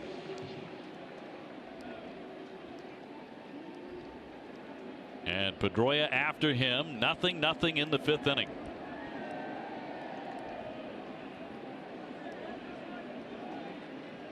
First one from Shoemaker is taken for a strike. Betts, the author of 7 perfect games in bowling, is also one of 4 American League hitters this season with 50 RBIs and 10 or more stolen bases. Mike Trout's another one, as that one is stung into right field for a base hit. So he is on with 1 away. For every Red Sox hit in July, EchoStore Technologies donates $50 to the Massachusetts Down Syndrome Congress. EchoStore proud to assist in helping ensure individuals with Down syndrome are valued. EchoStore Technologies, your data center solutions provider. Well, let's see, Dave. Now, if the Red Sox have something going, they get speed at first base. You're in a nothing ball game. See if they send Mookie Betts in this sequence against Dustin Pedroia. One thing we know about Shoemaker, he doesn't mind throwing over.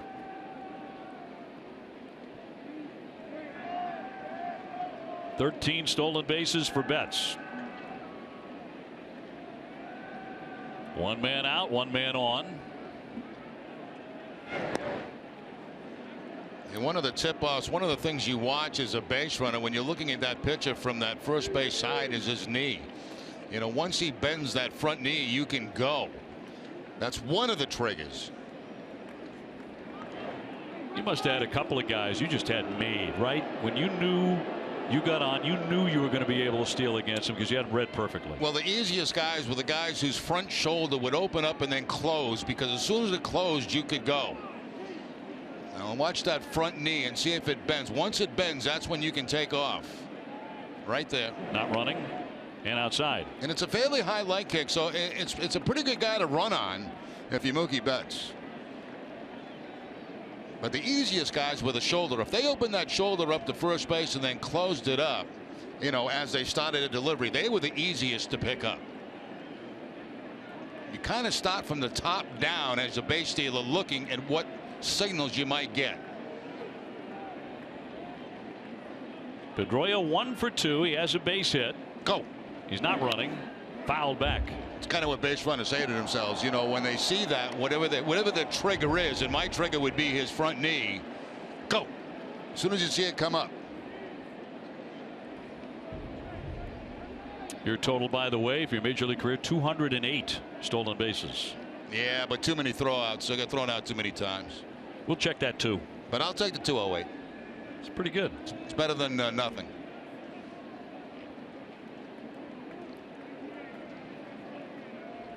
Here comes the 1-1 to Pedroia. Back. See, no break there. No break in the knee. And you know he's going back to first base.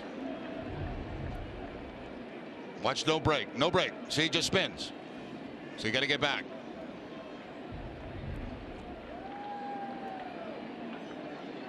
Bogart's on deck. A nothing game in the 5th. Go. He's holding, and it's fouled away. I got to stop, because pretty soon I'm going to run. You were caught, by the way, 99 times in your career. That's way too many times. Way too many. You think times. it is? I mean, over 200 stolen bases ain't too shabby. Yeah, but 99 is way too much. I'm sure you had managers who felt that way. Mm-hmm. You played for some tough managers, too. 1 ball and 2 strikes on Pedroia. Grounded to short. Simmons gets in front of it. Gets the force, but not the out at first base, as Betts is retired in the middle, and they're 2 away. And that'll send up Bogarts with a runner on. MLB.TV Premium is everything you've come to expect and more. Watch every out-of-market game of all 30 teams in true high def on over 400 supported devices. Visit MLB.TV for details. Bogarts today with a double. He's also hit into a force out. Now hitting .335. Trying to get hot again. At the moment, he is not. Ortiz on deck.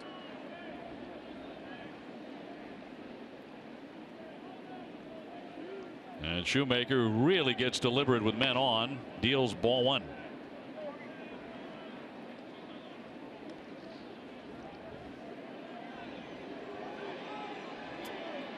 They leave that left field line wide open for Bogarts, and if there's a ball hit down in that corner, there's a good chance Pedroia could score from first base.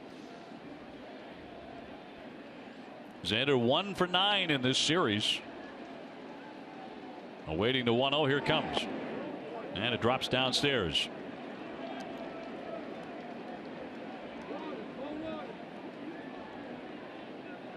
Shoemaker, 29 years old, out of Michigan. He finished second in the American League Rookie of the Year 2 years ago when he came out of nowhere to go 16-4. But could not back it up in his next year when he went 7-10 with a high ERA. And it's inside. And the count goes to 3-0.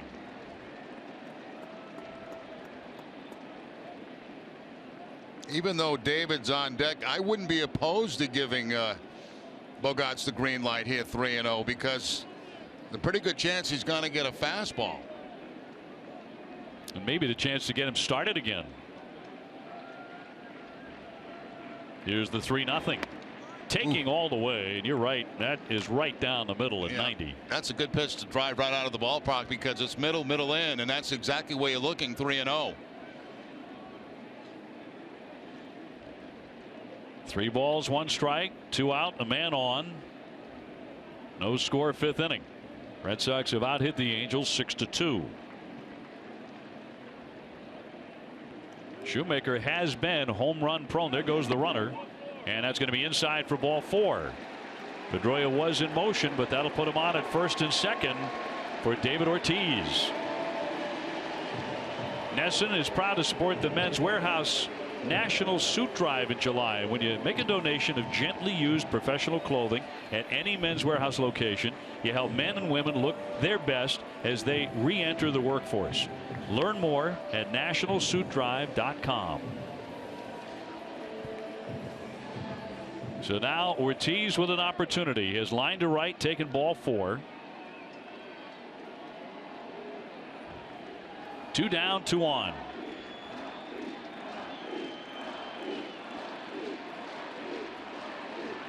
And Shoemaker's first one to him. Swinging a high deep drive. Headed toward the triangle out there near the 420 mark. And it's onto the warning track. That'll bounce into the bullpen. 2 bases for David Ortiz, who hit the daylights out of it. Onto the warning track. Xander Bogarts is going to have to go back to third base, but the Red Sox are on the board here, 1-0. Yeah, that's a tough break for the Red Sox. If that ball stays in the field of play, there's no question Bogarts scores, but it's a splitter. And like many of the splitters today, a lot of them have stayed up in the zone. And Ortiz might have been looking off speed on the first pitch right there because his balance was great on that pitch. You know, most of the time, if you're looking fastball and you see splitter, your balance is not correct. You're out in front. That time he was right on target. And there's the bounce that's going to go off the wall and into the seats, and that puts men at second and third. And the Red Sox have a 1-0 lead. Another double, another extra base hit. He has 32 doubles. He had 37 all last year as Hanley Ramirez takes a strike. And now 65 RBIs. And a golden chance to make a big inning out of this. Ramirez 1 for 2 with a single. Ortiz powering one to the deepest part of Fenway. That's going to be loop foul out of play.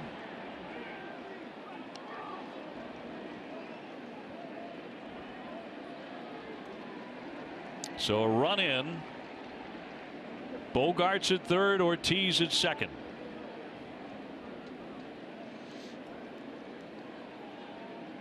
And a base hit would at least make it 2-0. Ramirez has been swinging a good bat. And he'll ask for time here. 2 strikes. A lot of times Hanley is going to the opposite field this year, and if he goes in that direction, there's a lot of green out there. They're very deep. He's hitting about .390 the last 10 games. High chop at a foul. Tough pitch to do it with there, because that was a splitter down and in, and pretty much all you can do with that is pull it, and he pulls it foul. 0-2 split fingered fastball, and that's not one you can move the other way comfortably.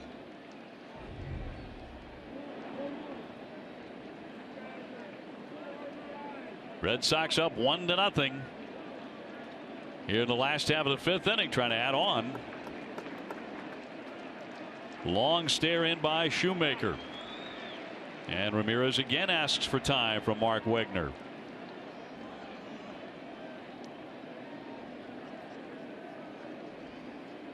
Now back in. He's down 2 strikes.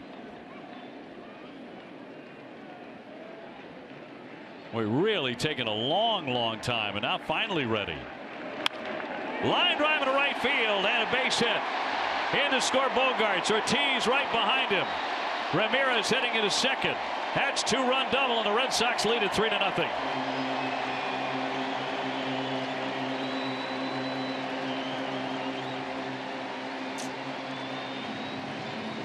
Dave, we mentioned it, the fact that Hanley with 2 strikes this year has been looking to go the other way, and that looks like a slider. We have not seen many of those today at all from Shoemaker, and you can see plenty of outfield grass out there for Hanley to use. Now, even if they are shading in that direction, they would still have not have had that, but that's what Ramirez has done. He's gone the other way with 2 strikes. He does it this time and drives in 2 runs. He really has, in these last 10 games, been looking like the Hanley Ramirez of a little earlier in the season. Then he went into that slump, fought his way out of it. That's his 15th double. To your point, going to the opposite field routinely. Yeah, and especially with 2 strikes. I mean, he's looking to do that, and that's a complete different Hanley Ramirez than a year ago. Shoemaker's pitching line brought to you by your Eastern Lexus dealers. The Red Sox getting to him finally. He's allowed 8 hits and 3 earned. Jackie Bradley trying to keep it going. He's had a tough time with Shoemaker today, especially with that split. Bradley has flied to left and struck out. 2 out, but 3 runs in, and he'll take a ball.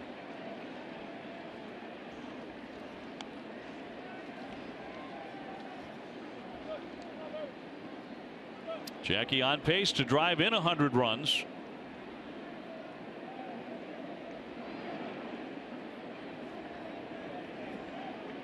Ramirez at second, and a 1-0,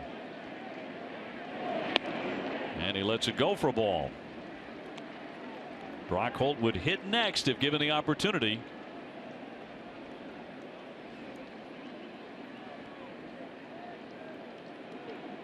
Red Sox trying to shake off an awful loss here last night. Here's the 2-0, and across for a strike. Well, not many fastballs today for Jackie Bradley. A lot of split-fingered fastballs to him. That last at bat, he only saw 1 fastball in it. Shoemaker has allowed 3 hits in this inning. He's also walked a man. First time the Red Sox have roughed him up today. Looking for their 4th run of the inning here. Here's the 2-1. Ripped, and a base hit to right field. Charging in Hanley Ramirez. The throw will not get him. Down to second, Bradley. 4-0 Boston.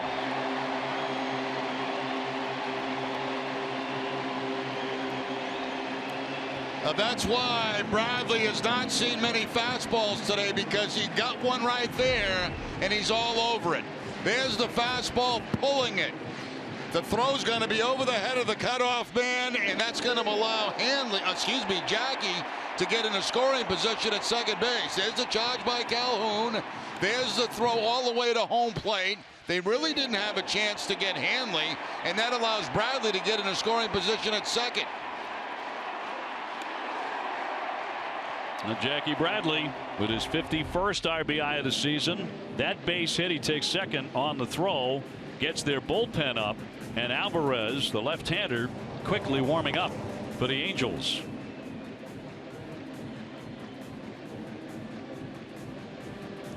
Here comes Mike Scioscia.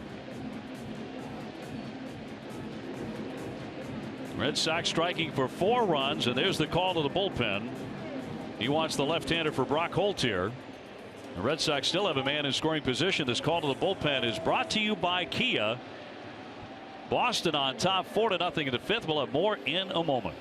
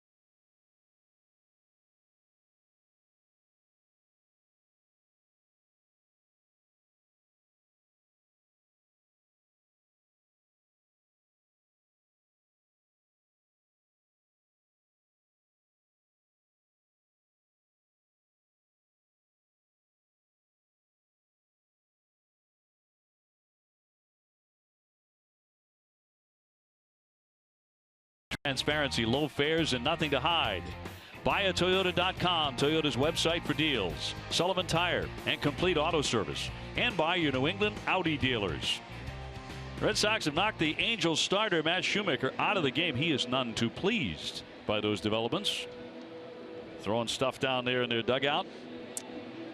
He is responsible for the runner at second base, and Jackie Bradley, as Alvarez comes out of their bullpen. They used him a lot last year. This year, he's allowing a .304 batting average, 64 appearances in 2015 for Scioscia. So he goes to this guy a lot. Here's Brock Holt. He takes ball 1. And one thing you learn as a teammate is when a pitcher gets taken out of the game, wherever he may be, in the dugout, in the runway, in the clubhouse, you stay out of his way for a while. Give him a chance to cool down. He had been pitching very, very well until this inning, but it kind of blew up on him. Brock is 1 for 2, a single, and he's also struck out.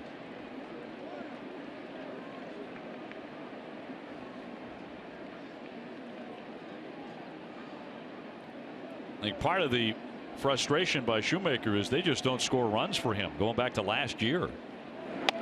High and tight. Fastball up and in. Well, you know, the hard thing is for pitchers is it's once every 5 days, right? I mean, so, you know, a position player can go from at bat to at bat from game to game. When you have a rocky outing, you've got to sit on that for 4 days, and that's not easy.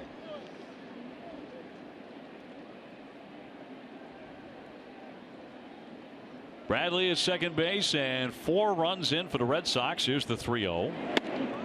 He's taking all the way for a strike. Leon on deck.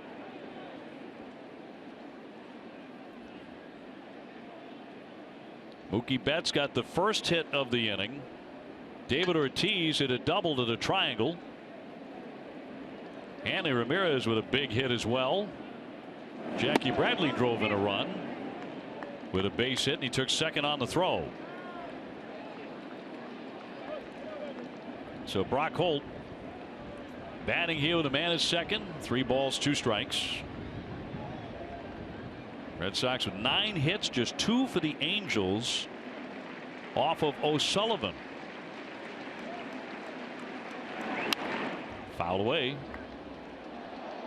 Very shallow in left field is Marte, and it's going to be tough to score on a base hit in that direction. The problem is, the help for the Red Sox is with 2 strikes, as soon as that bat starts to go, that's when that runner at second base can take off if he sees it's going to be contact, and that gives the advantage to Jackie Bradley.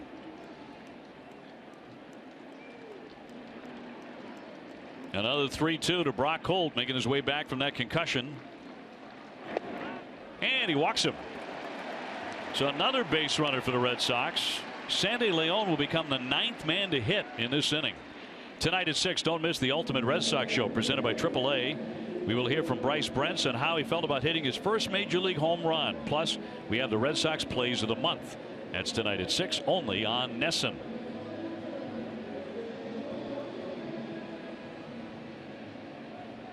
So Leon, who is grounded out and flied out 0 for 2, will climb in with 2 on. And 4 runs across in this inning on 4 hits and now 2 walks.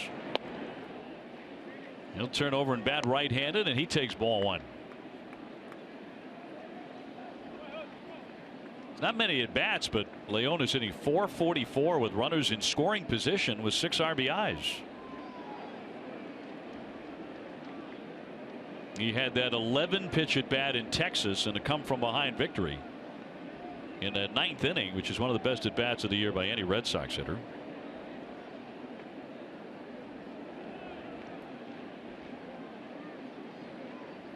Trying to come through here in the 5th inning today, and he'll lay off one down low to make it 2-0. See, Dave, because of the configuration of Fenway, you can play defense a little bit different here. If you'll notice in left field, Marte is pulled over about halfway between the scoreboard. But what they do to compensate for that, look where the third baseman Escobar is. He's close to the bag. So what he's trying to do is prevent a ball that gets down in the corner that would allow Holt to score from first base. Yet defensively in the outfield, they're trying to take away that gap. So, you know, at different ballparks, you set up your defense differently. But that's why Escobar is close to the line. He's trying to prevent a ball from going down the line and allowing Holt to score from first on any kind of double. The 2-0, he's swinging, and he knocks a foul out of play.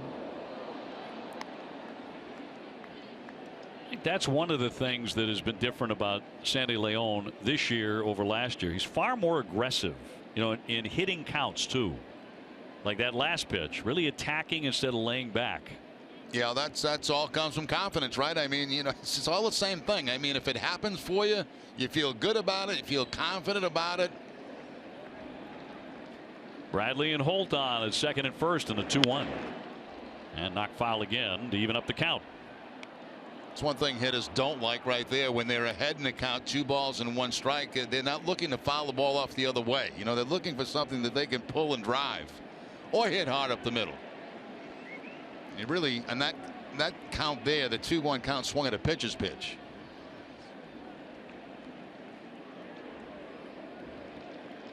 Hernandez on deck. If he comes to bat in this inning, he'll be the 10th man to do so. And the lefty's 2-2. All filled up now. The Red Sox had a lot of innings like this in April and May. I don't remember too many in June. Trying to get back to that habit of big innings. Made life a whole lot easier on that pitching staff the first 2 months. O'Sullivan right now with an 18-minute wait, but he will not mind. 3-2 runners go, and it's bloop foul out of play. That's where you see the outfield defense, you know, set up a little bit deeper because you're trying to keep the ball in front of you and not allow Holt to score on a ball in a gap from first base. 3-2. It's tough to do, though. You get something in the gap with those runners off, there's a good chance they're both going to score.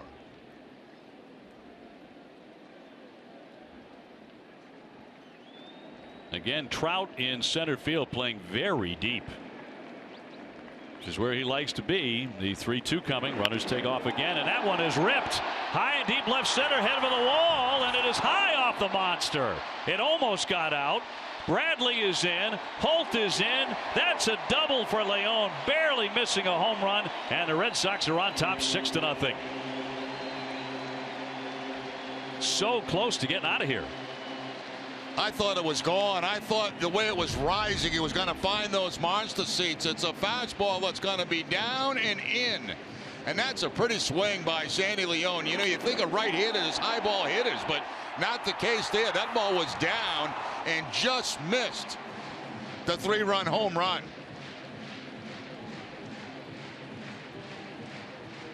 He's just flat a different hitter. It's the 11th time this season the Red Sox have scored 5 runs or more in an inning, but the first time since the 15th of June. Long time coming. They're going to get Romero going in their bullpen. And now Hernandez, who began this inning with a routine fly to left field. He bats for the 2nd time in the 5th. Loops it into left field. Leon into 3rd. He'll stop there. It's misplayed by Marte. They're going to send a runner in. The throw's offline. That makes it 7-0. Hernandez down to second base. Marte with a bobble out there. Yeah, they were going to hold up the runner. Watch, there's a slice that goes out there. He's not very deep. And watch Butterfield hold the runner. Now the bobble. You got to go. You got to go. And the throw is way off target. But Leon was going to be held at third base. He keeps his eye on Butterfield. That's the key. Watch your third base coach, because you can't see the play behind you. The third base coach can. Once the bobble comes, Butterfield waves him home. So it'll be a single, no RBI, an error on Marte, and another bullpen change as the Red Sox have blown it open, and they have taken a 7-0 lead here in the 5th inning. We'll have more in a moment.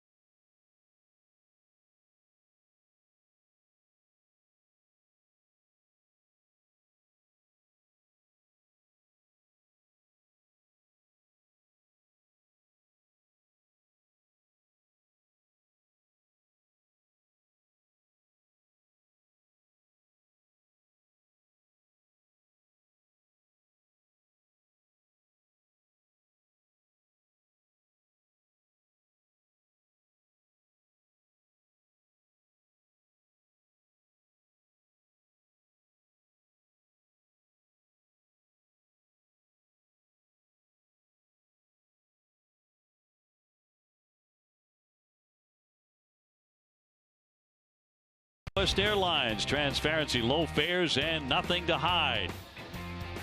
Remember last night the Red Sox allowed 11 runs in the 7th inning. Now they have 7, which is a season high for any inning here in the 5th. And Sandy Leon right in the middle of it with his 2-run double, and he has just scored a run. So they bring on another arm, J.C. Ramirez, who they claimed off waivers on Sunday from Cincinnati. Hernandez went into second base on the error by Marte, so Betts will hit for the 2nd time in the inning. He singled his first time up, and Mookie Betts will take a strike. So the Red Sox trying to turn the tables on the Angels. I don't think anyone's thinking about 21 runs, but they do have 7. High fly, center, well hit. Trout to the track and will make the catch. And that will end it, but the Red Sox score 7. Hanley Ramirez with a big hit.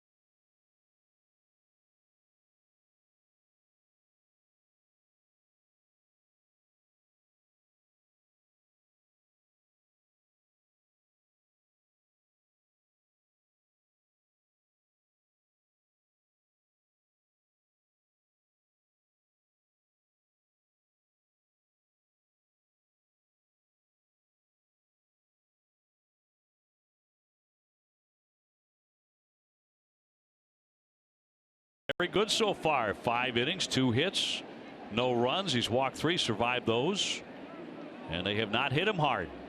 And now he has 7 runs to play with as the Red Sox have taken a 7-0 lead. Facing Simmons and then Escobar and then Calhoun here in the 6th. Well, Sullivan trying to pick up his 2nd win of the year with the Red Sox. He had been 6-2 for the Paw Sox, and he pumps in a strike.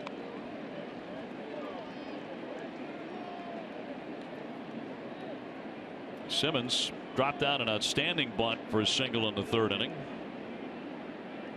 If you play for Mike Scioscia, you probably have to bunt once in a while. Bogaerts, that skips off him and off into center field. That's a play we've seen him make frequently this season. Simmons is on. And Garen, quite an event happening at Fort Bragg involving baseball and, of course, the United States Army. Oh, that's right, OB. MLB history will be made today when the first professional contest of any kind will be held at an active military base as the Braves and the Marlins pay tribute to the nation's armed forces this Independence Day weekend. The game will be tonight at the newly constructed Fort Bragg Field, a 12,500 capacity ballpark. And as somebody who grew up on several military bases across the country, this means a lot to me. And OB, your son is stationed at Fort Bragg. Any chance he'll be able to go? Yeah, there is. In fact, he's going to be there along with his boys at Fort Bragg. Not jumping out any airplanes tonight. So they can't wait. Runner goes, a wave and a miss. Here's the throw and will not get him. So Simmons is down to 2nd. They did rule that a base hit for him to reach, and now a theft of 2nd. Yeah, I agree with that because I thought that ball took a bad hop on Bogaerts at shortstop, and then look at Mike Scioscia, you know, down 7 runs, 7-0. But he has the feeling there that O'Sullivan's paying no attention at all to Simmons at first base, so he takes off and goes and gets in scoring position. I mean, it's a huge gamble. Not many managers do that. A chopper and a foul off 3rd base. Hernandez lunging, but off the chalk line. You know, Scioscia's the kind of guy that, you know, I talked earlier about the defense and how he puts pressure on defense and how uncomfortable that can be. He's also fun as an analyst to work against because you're always trying to figure out what he's going to do. He's won a World Series, 17 years managing. Just amazing that anyone survives that long in a managerial job.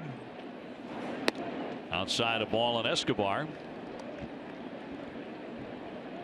And he is a manager who will get right into the game. I thought he did it the other night with that squeeze bunt with a runner at third base.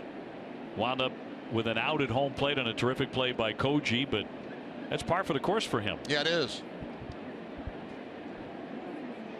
You were surprised that it was not an outright suicide squeeze, because I'm with you, it would have worked had it been that. Ground ball through the hole for a base hit. Simmons into third will stop there. He darted around, but he will hold.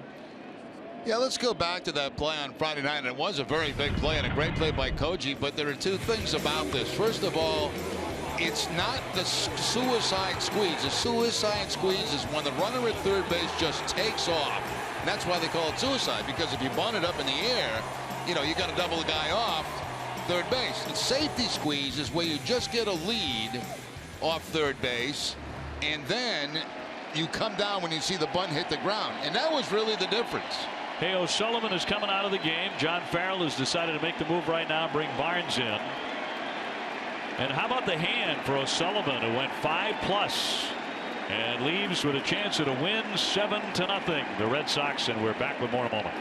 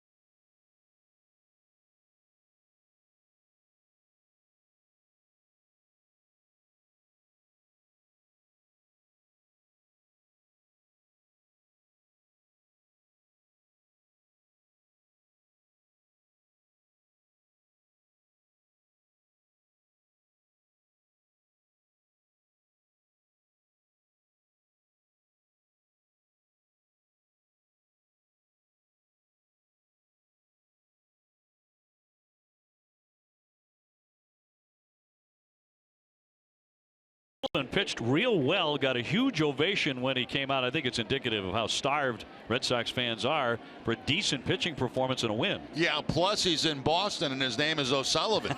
That doesn't hurt. 76 pitches and 44 strikes. Well, it gives way to Barnes. Runners on at first and third for Calhoun, a home run threat. Barnes earned his 4th hold of the year on Friday night when he went 1 inning. He entered in relief of Stephen Wright after the grand slam by C.J. Cron. Nobody out. Red Sox up 7-0, and that'll be ball 1. Calhoun 5'10", 205, built like a fire hydrant. He's a really good outfielder. He won the Gold Glove last year. Very accurate arm.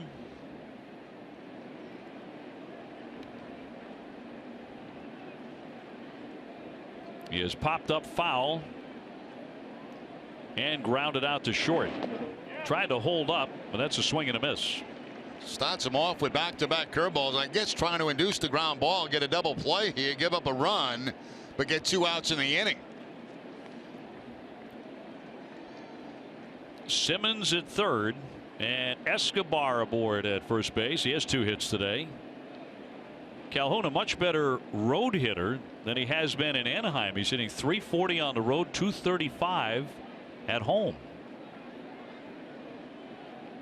26 home runs last year. His 10 so far this season. He'll ask for time.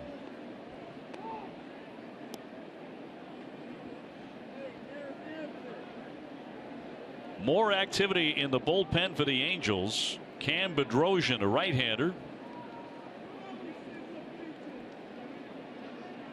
They've already gone to their bullpen a couple of times. And the 1-1. High and wide. See the books too that the bullpen coach has, and what they're doing is they're going over the hitters that he may be facing once he comes into the game. The guys, the relievers are down there, and all of a sudden they're told to warm up, and they're not quite sure where they are in the lineup. So they'll be reminded very quickly. You're going to see Pedroia, Bogaerts, Ortiz. Here's how you go after them. Nobody out. They lead at first and third for the Angels, and the 2-1. He wails away. Big fastball at 96. And it came up empty. Yeah, keeping it away too from Calhoun.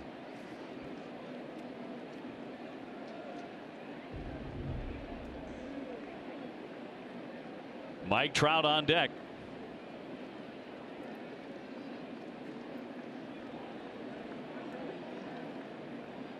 We are in the 6th inning. The Red Sox got 7 runs in the bottom of the 5th.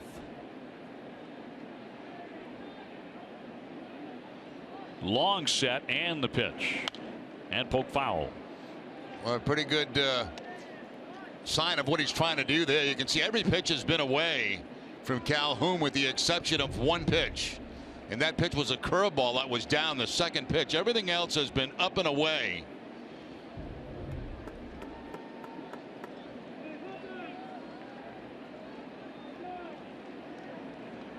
That 10% seems high on changeups. We don't generally see too many changeups from Barnes. No. Will he go to the number 1 right here? He did at 98. And Calhoun just got a piece of it. Calhoun's a tough out in spots like this. He's hitting .328 with runners in scoring position.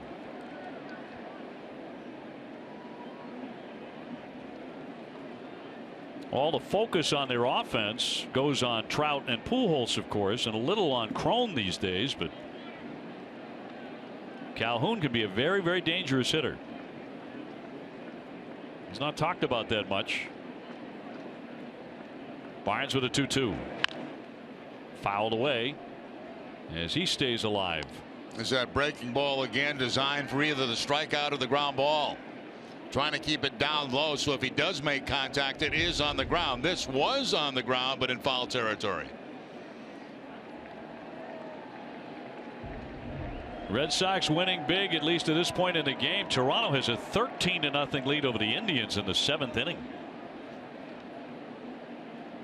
After breaking the Indians' 14-game winning streak. Now the 2-2.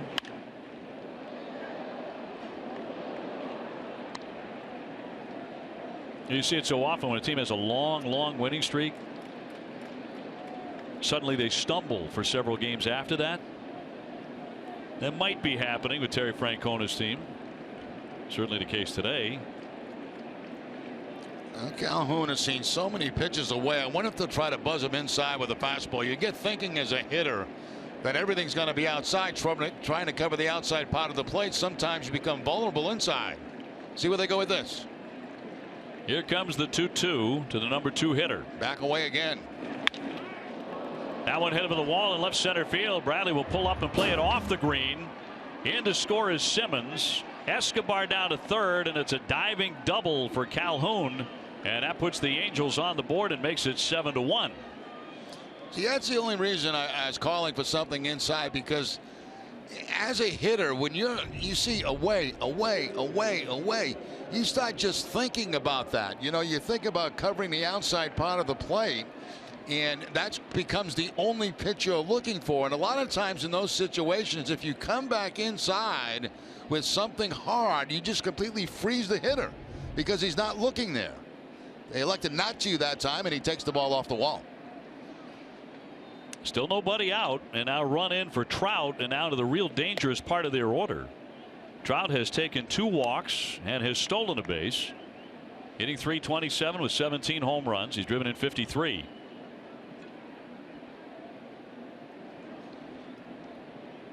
Won the MVP at the age of 23 years old.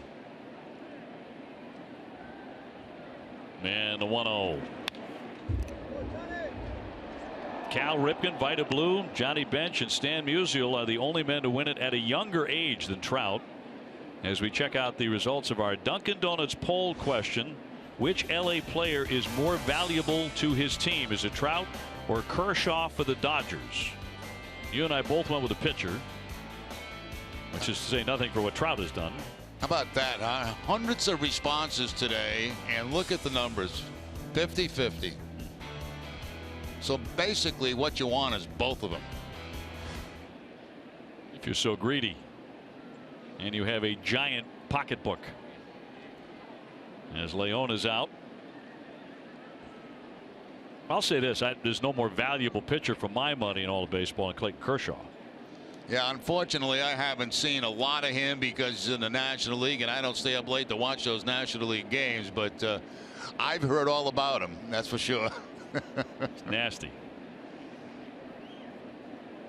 Right now, not in the best of health. Here comes the 1-1 pitch to Trout. Runners holding at second and third. Yeah, they're talking about him being out for maybe over a month. Yes. With a back problem, with a back right? issue, yep. Dodgers are 5 games behind the Giants in the NL West. Red Sox 4 games behind Baltimore. Toronto right behind at 4.5. They're going to sail to a win today. The Orioles are at Seattle. And a game that will start soon. Escobar and Calhoun leading away at second and third. Here comes the 2-1 pitch. Up the middle. Bogarts gets to it, throws off balance, and got him as a run comes in to score. And Calhoun moves on down to third base, and that'll make it 7-2. Oh, is that nice by Bogarts? I mean, 2 things. First of all, the range to get to this, and you know who's running. Mike Trout. You have no time after that, after you make the catch, to get rid of the baseball. You got to get rid of it as quickly as possible, no matter what, you know, where your feet are, what you're doing. You just got to try to get it to first base. That's exactly what he does, and they do get Trout for the out. They need outs right now. And Xander just made a very, very nice play there. Runner at third with 1 away. Pujols now. He is 0 for 1 with a walk. Starts him with that breaking ball, that curve for a strike. That's one thing all infielders have to know: speed of the runner, because that makes you adjust on any kind of ground ball. Do I have time? If the guy doesn't run well, you got time to get yourself set. If he does run well, you don't. Here's the 0-1. The fastball this time, but not there. 1-1. Albert Pujols closing in on 600 home runs. He's hit 575. He's had 11 seasons of 30 homers and 100 RBIs at least. He's had some career. The 1-1. Hammered toward the alley, deep out there in right center, sailing back, and Betts can't get it. Another run is going to score. Pujols into second base and slides in with a double. That'll make it 7-3. And he crushed it for his 56th RBI, a wicked line drive. Yeah, this gets the game again. I mean, all of a sudden, here in the 6th inning, it's turned into a baseball game again. Pujols going the other way. Nice effort by Betts as he goes as hard as he can, leaps but can't make the play, backed up by Bradley. And you got a 7-3 ball game. So I mean, that bullpen's got to get moving again for the Red Sox. Betts did get his glove on it but could not make the play. And the dangerous C.J. Cron is coming up next. Still with only 1 man out, and Willis out to the mound. That is the 4th hit in the inning. After the Red Sox had taken a 7-0 lead, now it's down to 7-3. 11 doubles for Albert Pujols. And it's Tazawa loosening up now for Boston.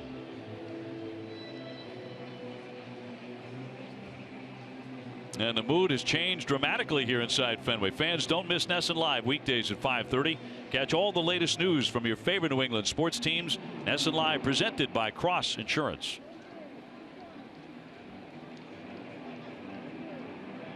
So 2 singles, 2 doubles, 3 runs up there for the Angels. You know how in this inning started with the unexpected. The base hit, down 7 runs, and a stolen base. And all of a sudden, they got 3 runs on the board and they're back in the game. Now Cron, who had that spectacular night last night with 6 hits and 2 homers, he will take ball 1. He has popped up and he's hit into a double play.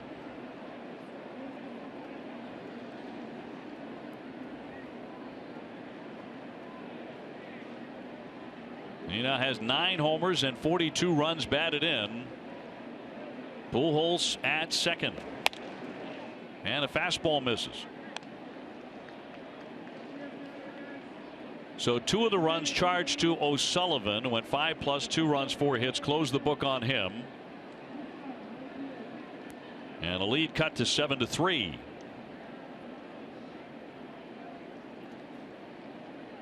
And Barnes with a 2-0 to the big right-hand hitter. Up the middle towards second base. Pedroia with it on a backhand and got him. Down to third, Albert Pujols, but now there are 2 down. Now we've seen the middle infielders for the Red Sox make 2 dandy plays this inning. Bogart's getting Mike Trout at first base, and now Pedroia, and this is dangerous because 2 guys are going after the ball. You can see Bogart's going that direction, and Pedroia also, and you have a tendency when that happens to kind of, you know, take a step back a little bit, but Pedroia is able to reach the glove out backhanded and get the out at first base. That'll bring up Jeffrey Marte, who has struck out looking and flied out to right field. They do have a runner at third base, but now 2 down. And Barnes deals. Ball 1.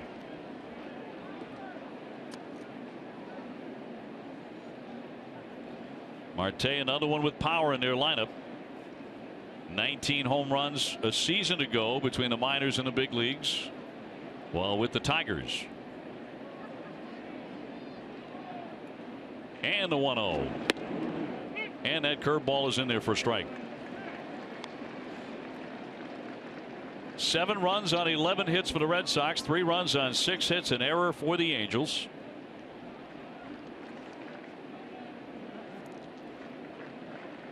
Red Sox trying to shake off an absolutely dreadful performance last night. Grab a win and trying to win the series. As Dustin Pedroia said, and we showed you that clip from the clubhouse last night. That is all that was on their minds coming into play today, winning the series. To Pedroia, softly hit. He's up and over, and that retires the side, but Red Sox do give up 3. It's now 7-3 Boston.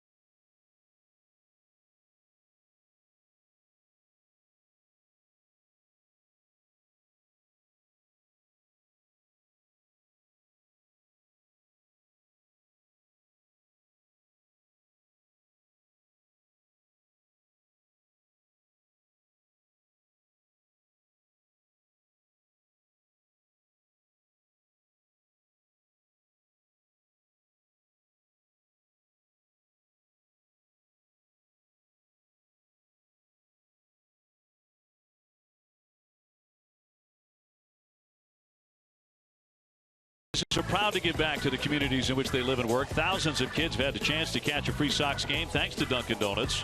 Today we welcome the Gandera Center to historic Fenway. Dunkin' Donuts committed to the community. And Cam Bedrosian comes out of their bullpen, the right-hander, 24 years old, out of Georgia. He is the son of Steve Bedrosian, who pitched 14 years in the big leagues and won the 1987 National League Cy Young Award with the Phillies. He's even got his dad's beard. Dustin Pedroia to start here in the last half of the sixth inning. Red Sox lead has been carved down to 7-3. Pedroia has flied out, singled, and hit into a force play. Reached base in the fifth inning. That was a big inning for the Red Sox. They scored 7 times. He's hitting .310 in his last 36 games. He pops that one down the right field line. Crone giving chase. Calhoun as well, but no one will get to that one.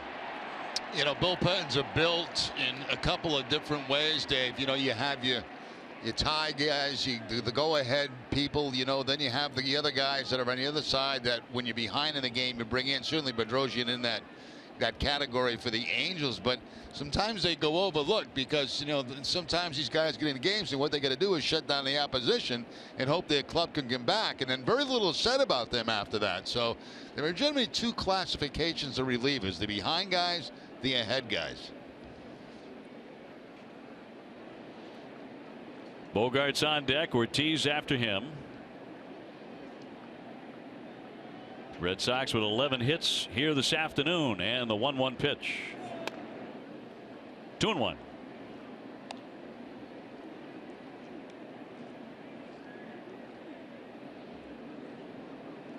Bedrosian has been throwing the ball very well. Last 6 appearances, he's allowed 1 hit. He might be an ahead guy at one point. If he keeps it up, 2-1. And a strike. Yeah, these guys get very little credit because we see it happen a lot. They'll come into a game that, you know, a 5-6 run ball game, and they'll just completely shut down the other club. But nobody reads about that. They read about the great comeback, you know. Well, somebody was responsible for shutting down the other team. The 2-2 to Pedroia. Hammer to the shortstop. High hop for Simmons. 1 man out. This summer, pump up the fun with Irving Oil's $5 million giveaway. 3 ways to play. You can drive away with a Ford Escape, $5,000 in cash, but a grand prize of $100,000. Get your game ticket at Irving Oil right now. 1 gone. Bogart's the batter. He's doubled, reached on a fielder's choice. He's also reached on a walk and scored a run. He scored in that 5th inning, in which Betts and Ortiz and Hanley Ramirez and Jackie Bradley and Sandy Leon all had hits, as did Marco Hernandez.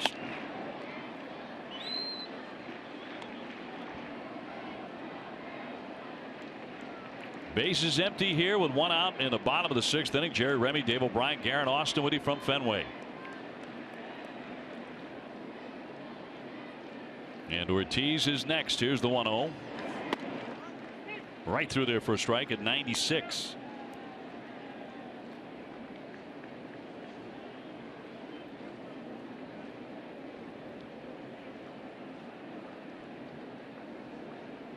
Xander with 1 hit in the series. Pops that one foul. He doubled in the 1st inning here today. I see him giving the outfield, the left fielder Marte, giving him all of that left field line, and that's okay at Fenway because, you know, if you hit one down the left field line, it's going to be 2 bases anyway. Very seldom is it going to be a triple. So you kind of, you know, you widen that gap. You put the left fielder in a gap to try to take away a double. If he pulls the ball, all it's going to be is a double. Bedrosian with a 1-2, and he couldn't get him to offer at it. 2 balls, 2 strikes, 1 out. Matt Shoemaker started today for the Angels. He lasted 4 2/3. He was pitching pretty darn well until the 5th inning. The Red Sox jumped him for 9 hits and 4 runs, most of that damage in the 5th.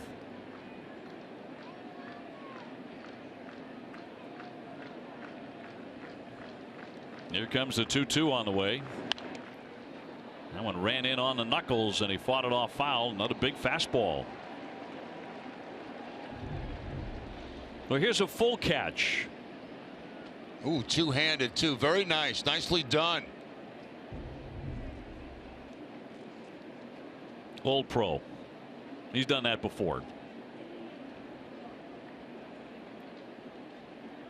No big deal. He's got a shelf of those.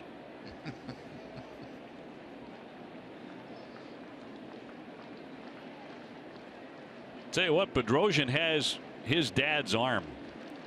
He can really bring it.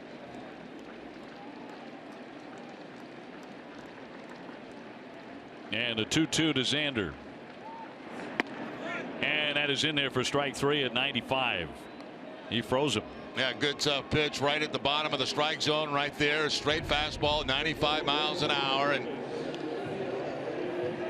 you don't see Bogaerts take that pitch very often. Usually that's when he tries to slot to the opposite field, but taking that time. Sends up David Ortiz now. Nobody on base. Red Sox leading 7-3 here in the 6th inning. Last time up, a double into the triangle out there near the 420 mark. And it took a hop and then went out of play for an RBI, his 65th. He really continues to rack up numbers. Ortiz says he is not looking at his stats, which includes almost 2,400 hits overall. He said, one day I will, but right now I don't have time to. Well, there's so many that he's building up and, you know, passing so many people. I don't know how you can keep up with it. 2 out, the 1-0. In Texas, you and I shared a car ride to the ballpark one morning with David, and we were talking about his season and all the things that are happening, and it was very evident to you and I when we got out of that car, he is not changing his mind. No. He is not changing his mind on retirement, no matter what the numbers are in the end. Into the dirt. So to count 3-0. Now you could tell that the aches and pains have gotten to Ortiz over the last couple of years. There's no question about that, and he's struggling through every ball game right now with the Achilles problems, the heel problems.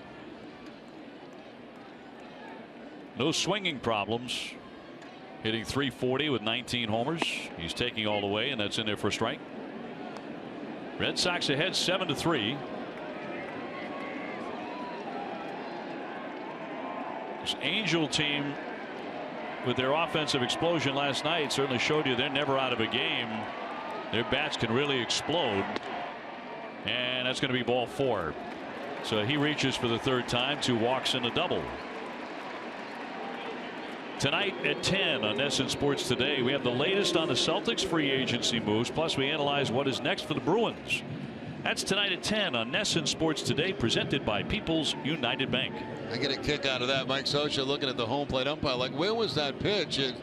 You know, the hard thing from the dugout for managers is they can see high and low, but they can't see inside outside.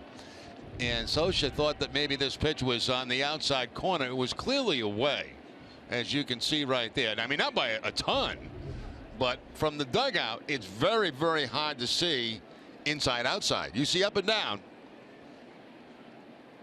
Here's Hanley Ramirez. He goes after the first pitch and pops a foul. He is 2 for 3 today with a key double in the 5th inning. It never stopped Bobby Cox from arguing and getting thrown out of games. Is he on the record for being thrown out of? By far, yeah.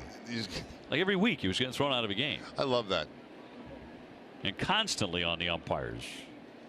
And they used to say about Bobby that, you know, he'd come out the next day, you know, with the lineup card and all that stuff, and he would have called the umpires the most foul things imaginable all the previous night, and he'd come out the next day like, hey, how you guys doing? Nothing ever happened. Yeah. Like, you know, hey, hope you had a good night. Where'd you go to eat? You know, that kind of thing.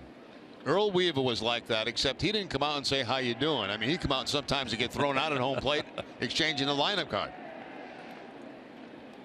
2 down, a runner on at first base, and the 0-1 from Bedrosian is fought off foul. That happened to me once when I was with the Angels, as a matter of fact, and Dick Williams was my manager at that time, and he told one of our coaches. He said, be ready. He says, because I'm going to get thrown out when I get to home plate. He got into an argument the night before, got thrown out of the game, and he said, I'm going out there, and he says, I'm going to hand over the lineup, and I'm going to get into it again, and he did.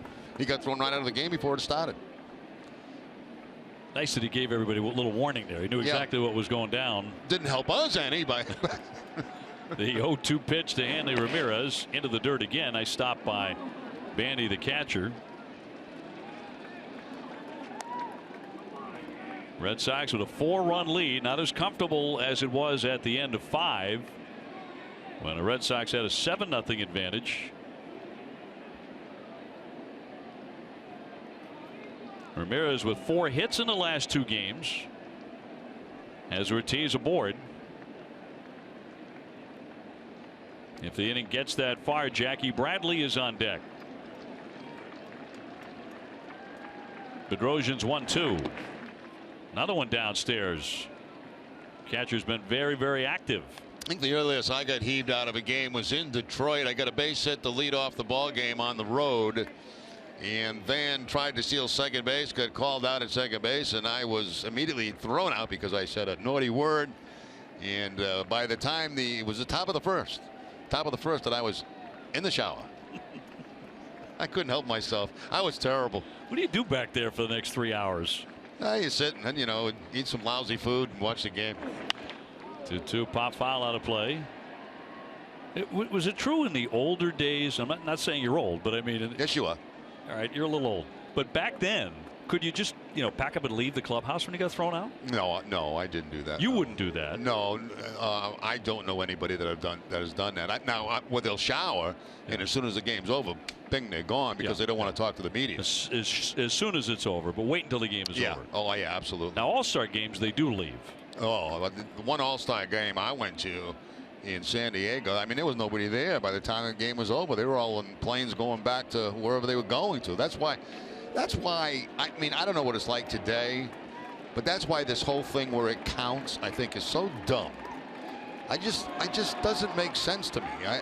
Because I know what the atmosphere at an All-Star game is like, and it's a showcase. It's fun. It should be, that's what it should be. It should be an exhibition.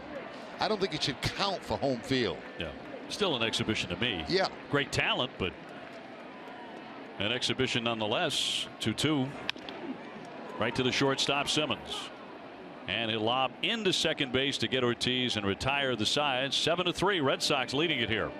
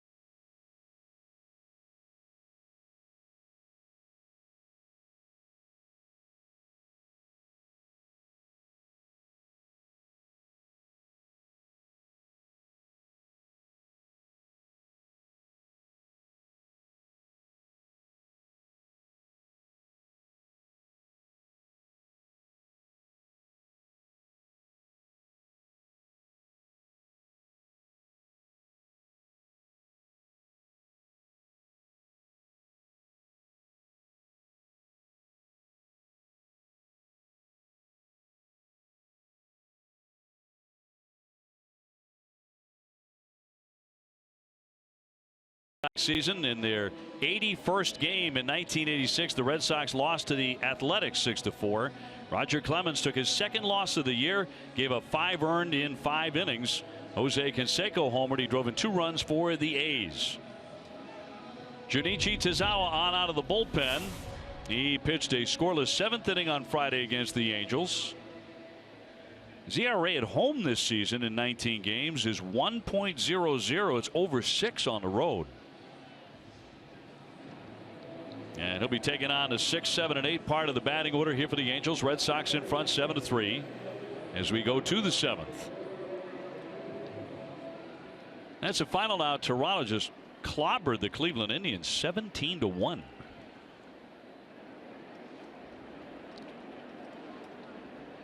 So they're beating them 2 in a row. Here's Marte, and he will take one in there. It's actually Petit batting. He has grounded out and flied out in this one. Well, maybe all the runs that were scored here last night somehow made it north of the border for today. Each run had a passport with it and got itself into Canada.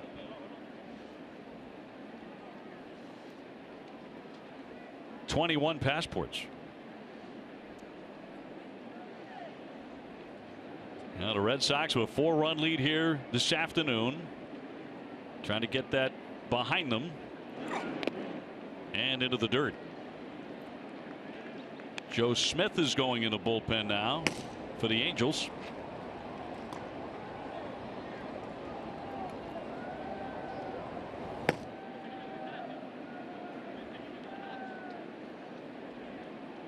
Baltimore and Seattle are underway in the first inning in Seattle, and they are 0-0. Just getting started. Here comes the 1-1. Right through that one. That's Tazawa staying with the fastball up and away that time. In the very late swing. The run the count, 1 ball 2 strikes.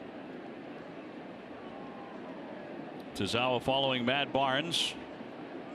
Fastball upstairs. And a 1-2. Right now the win would go to Sean O'Sullivan, who pitched into the 6th inning. Did not get an out in the 6th. But got a big ovation leaving the mound here at Fenway Park today.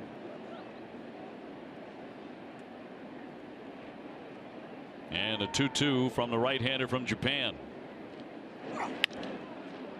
Toward the middle, Bogart's trying to get to it. Has it, but no play. And Petit will be on with a base hit. So an infield single. A's Ticket, Boston's trusted source for Red Sox tickets, has the best seats at the lowest prices to all games at Fenway, all with a 200% guarantee. Treat yourself or someone special by visiting aceticket.com or call 1-800-MY-SEATS. Becomes a natural instinct, doesn't it, when a ground ball like that and the shortstop diving for it, even though he knows that if he makes the play, he's got no chance at first base unless the guy that's running the first falls down. But you can't help yourself.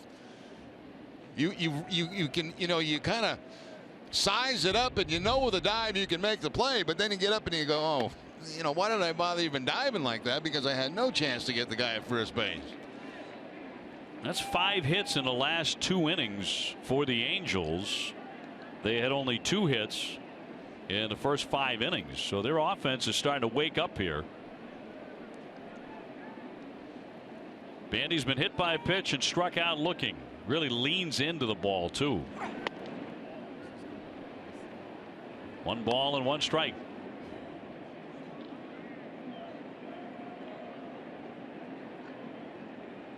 Red Sox got all of their runs in the 5th inning, and the Angels scored 3 times in the 6th.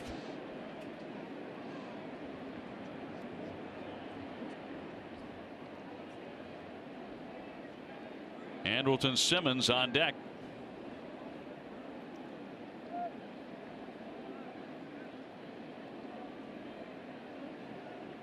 And Tazawa really takes his time out there. The 1-1. And a breaking ball snapped in for a strike. After diving for the ball, Bogarts got up and was kind of grabbing his back and trying to stretch it out a little bit. So It kind of jarred himself as he went into that dive up the middle. You see him continue to kind of grab that area, shake his head, hit himself on the head saying, why did I dive for it, and then stretch out a little bit. We'll keep an eye on that. Runner at first and a 1-2. And he popped him up to center field. Lazy fly for Jackie Bradley. That's the first out in the 7th inning for the Angels. Tonight it's an all-new Charlie Moore Outdoors. Charlie heads to Kentucky to do some catfishing. Catch it tonight at 6:30 right here on NESN. And Simmons will be the batter here with 1 out and 1 on. Are you a fisherman? You know, I like to think, you know, that I can hold my own out there. Really? I prefer kind of the deep sea stuff. Caught a shark once. I didn't try to. Really? Or it caught me, I should say. Kind of shark? It was a little bull shark. Really? It's like 6 feet long. Didn't look so little. And they're nasty from what they tell me. That one right down the line into the corner, but it's a foul ball as it caroms around. Foul, said Paul Nart. You got a really good look at it. Tough for us to see down that corner. This will give us a much better look from this angle. Great angle here, and ooh, I don't know about that. Did it strike that yellow line? I think it did. I think it did strike it, and it went immediately to the left. They're going to look at it. This play is now under review. And Scioscia has been really frustrated with a couple of reviews in this series. He won one yesterday on the triple. It was actually a double and was reversed, and Mookie Betts hit to center field. Now keep in mind that down that left field line, that pole is out above the wall and you know, extended from the wall. So for what other reason would that ball carom in that direction like that if it didn't hit that yellow line? So it is on to the command center in New York for a look at this one to determine if it's fair or foul. Ruled foul by Nart, who had a great look at it. Take another look. In the circle, the big circle. Fair ball. That's my call. Probably wrong, but I say fair ball. Well, you know, the other night you and I were talking about the interference play. We both thought it was fan interference for sure, and that run would be allowed to score. Still think that's the case. It should have been. And even though it looked to us like the fan had reached out and grabbed the ball, back in New York they determined no fan interference. Yeah, I mean, for what reason would that ball carom in that direction, you know, and go hard to the left? I mean, it had to hit that yellow pole.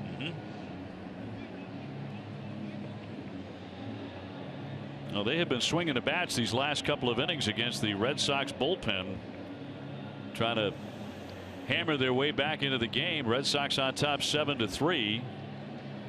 Andrelton Simmons already 2 for 2 in this one.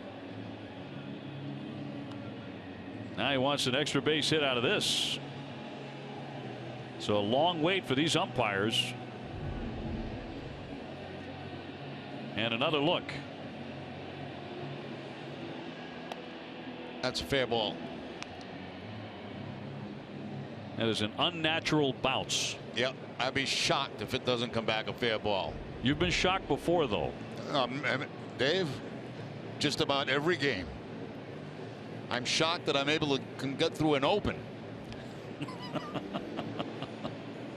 And they have an answer, it appears. So it looks like they're going to put them at second and third. Yep. And rule it 2 bases here for Simmons. And that'll be the case. So the call is overturned. And it will be a double. And trouble here for Tazawa. Only 1 man out and 2 men in scoring position. And they got that call right. And a batter will be Yunel Escobar, who's gone 2 for 3 with a couple of singles.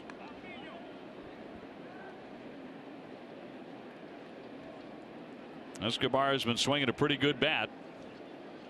This Angel team showing they can hit. They've had a dismal year to this point. They're swinging it here at Fenway. And that'll be in there for a strike on Escobar. 8-game hitting streak, 2 hits in the ball game today for Escobar, and 2 men in scoring position. He's hitting .328 his last 44 games. Calhoun on deck, and here comes the 0-1 from Tazawa. Backhanded by Leon. That one missed badly. 1 ball, 1 strike. Nice play by Sandy Leon, because on a fastball you have very little time to react if you're a catcher, and look how quickly he gets to the backhand on this. Saves a run and saves another man from going to third base.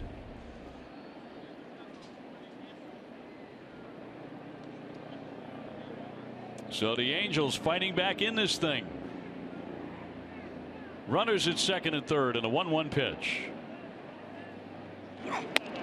And he takes it just outside.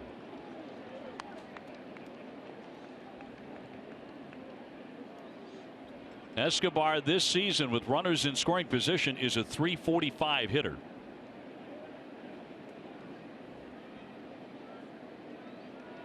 It's Calhoun, Trout, Pujols after him. Only 1 away. And here comes the 2-1. Ground ball, and that's fair. Down the line, it slams into the short fence. 2 runs are going to score. Petit is in, Simmons is in, and down to second base with a 2-run double is Escobar. And it's a brand new ball game. That'll make it 7-5. That's a good job by Escobar. Let's look at the pitch sequence to him with 2 men in scoring position. First of all, it's going to be a fastball that you see right there for a strike. Comes back with another fastball that he overthrows. Once again, a fastball that's going to be outside. 2-1, now the split. And the split stays down and in. He did not want it down and in, wanted it away. And that goes right down the third base line to drive in 2 runs. So 3 fastballs, a mislocation on the split. You get a 2-run ball game here at Fenway Park. Well, the Red Sox once had a 7-0 lead, and a huge chunk of that is gone. Willis is back out there. Hembree now beginning to move around in the bullpen. And the Red Sox bullpen has pitched quite poorly here this afternoon, despite a 7-0 lead, although O'Sullivan did give up a pair. Tomorrow at 1, don't miss Red Sox Game Day Live presented by DCU. TC, Jim Rice, Steve Lyons will preview Rick Porcello's start against the Rangers. DCU is Digital Federal Credit Union. What can DCU save you? So here come the Angels, and Calhoun the batter. He doubled in a run his last time up. He's 1 for 3. And Trout lurking behind him. Runner at second base, 1 out. And this one turning into a slugfest at Fenway. First one will be in there for strike 1 on Calhoun.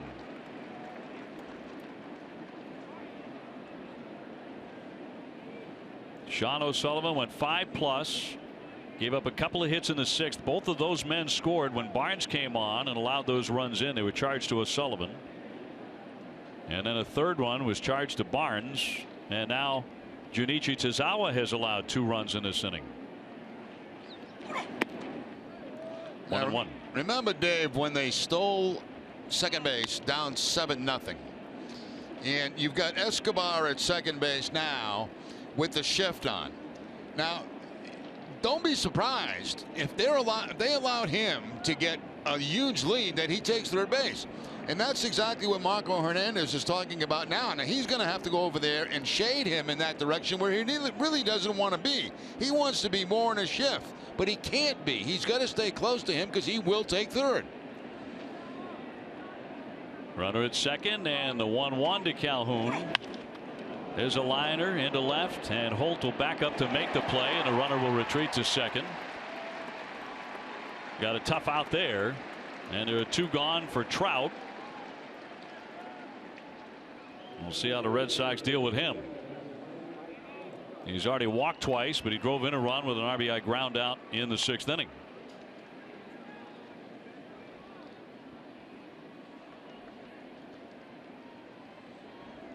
So Trout with 54 RBIs. Yeah, Pujols after him.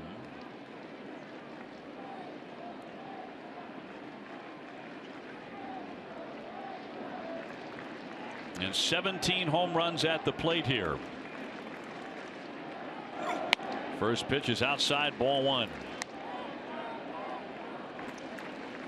Last July, the Angels commemorated Trout's MVP with a life-size bobblehead, which sits on the concourse at the Big A in Anaheim.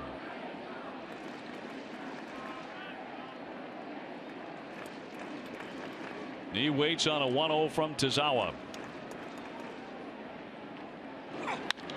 And a high fly ball into right field. Betts battling the sun as he backs up. He has room. He's there. He's got it for the out. Not a good inning for the Sox bullpen. They allow a couple more. We're going to keep it right here for God Bless America, with the Red Sox leading now 7-5 over the Angels. And the Red Sox coming about the bottom of the inning with Bradley, Holt, and Leon, the scheduled hitters. These Sunday Smiles are brought to you by Hair Cuttery, home of the Smile Back Guarantee. No small print, just big smiles.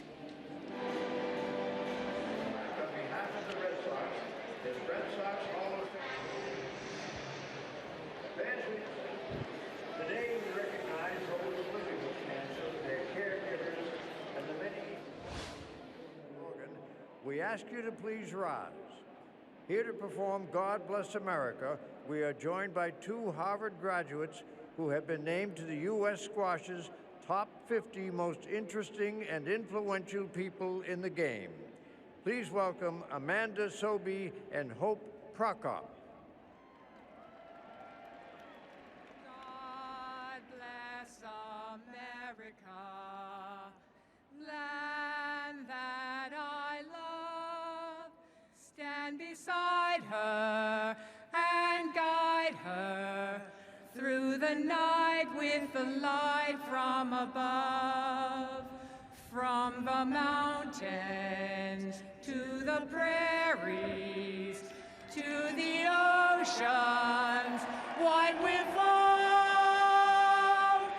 God bless America, our home, sweet home. God bless America, my home, sweet home.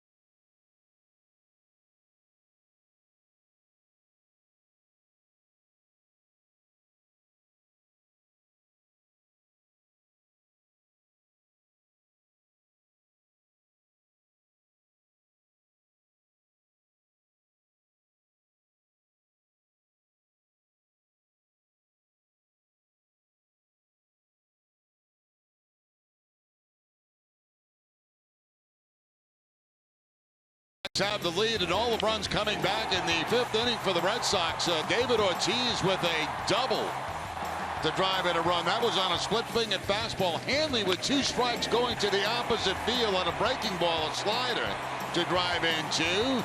Jackie Bradley Jr. gets a fastball. He hooks it to drive in a run. Sandy Leon going to off the almost a home run off the top of the wall to drive in 2 runs. And Marco Hernandez with a base hit to the opposite field to drive in a run. So that's where all the Red Sox, actually not the drive. Yes, it was a drive in a run after the bobble and an errant throw by Marte. Excuse me. But the Red Sox getting 7 in the 5th, and that's the only inning they've scored on. Yep, and the Angels have done the scoring since then to tighten up this ball game big time, 7-5. As we go to the bottom half of the 7th inning, Joe Smith out of their bullpen. And facing Jackie Bradley, Brock Holt, Sandy Leon. Jackie's had a good day with the RBI single. He's 1 for 3 in the 2 plays that Jerry talked about in the outfield with a pair of outfield assists. Hitting .293, 13 homers. And he tags that one into right center field toward the gap. Trout over to cut it off. Big turn, but a single. And Jackie is 2 for 4. Our game summary is brought to you by Xfinity. Shoemaker went 4 2/3. He was upset after giving up 9 hits and 5 earned. O'Sullivan 5+. He can get the win. Hanley with another good day, 2 for 4 with a double, really coming to life with that bat. Ortiz has a double and an RBI as well, number 65 for Big Papi. Here's where I'd like to see a hit and run right now. Put some pressure back on the Angels offensively. Brock Holt on base twice today. He will take a ball. He has singled and walked and scored a run. You know, you got a sinker ball pitcher out of there. You don't want to have a ground ball double play, so I would start a runner.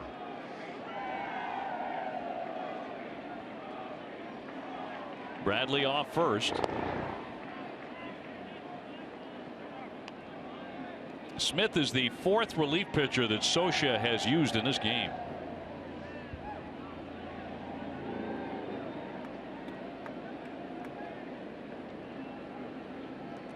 Leon on deck in the 1-0. Way outside. Farrell throwing the signs out to Butterfield. Butterfield throwing the signs back in to Jackie Bradley at first base and Brock Holt. You don't see a hit and run a lot on 2-0, but it is a possibility.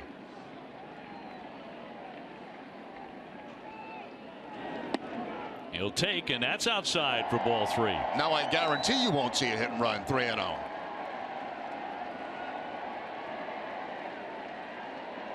Well, it's Koji loosening up in the Red Sox bullpen. He'll face Pujols, Cron, and Marte. And that drops across for a called strike. Now you might see Bradley running at first base. 3 balls and 1 strike.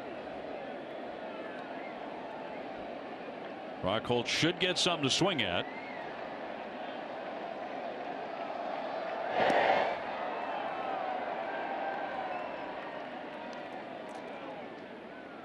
Red Sox with 12 hits in this one after the pitching staff surrendered 22 last night. Ryan Lamar was the only Red Sox pitcher not to allow a run yesterday. In an oddity, here's the 3-1 toward the middle, through for a base hit. Jackie Bradley taking off for third. He's going to reach. Second hit of the day for Brock Holt as well, and 13 for the Red Sox. Well, you know, he got the ground ball he wanted to, but not in a good direction. Right back up the middle for Brock Holt, and a little first and third action for the Red Sox. That's a pretty good pitch. That pitch is away, but Holt's able to cover the outside corner and take it back up the middle to the right of Petit, the second baseman. And first and third goes Bradley. The Red Sox could use a few extra runs as we get late in the ball game here. At play in front of Bradley. No need to look at the third base coach. He knows exactly where it is. He knows he can make it. So Holt on for the 3rd time. The Red Sox are delighted to have him back. He is still fighting some of those symptoms of the concussion. Here's Sandy Leon now. 2-run double his last time back in that 5th inning. The only run the Red Sox have scored in so far. They lead at 7-5. Serve the other way. Diving stop, but no play. Another run is in. And another hit for Sandy Leon, and the Red Sox lead it 8-5. That was weird positioning for the infielders of the Angels. They were in a situation where they were not in and they were not back. And look at the runner at third base holding the man on in case there was possibly a squeeze play. But there you see where the infield is playing, and it was one or the other. They had the option on a ground ball if it was hit hard enough to go for 2 and give up the run. If it was not hit hard enough to come home, didn't make any difference. It was to the right of Simmons, and they had no play at all. Now, do you bun Marco Hernandez here and try to advance 2 men in the scoring position? Marco's been swinging the bat pretty well today. He's got 2 hits, though. But the Angels are expecting the bunt. They're in at first, and they're in at third. First and second, nobody out to run in. Not bunting, and he will take a strike.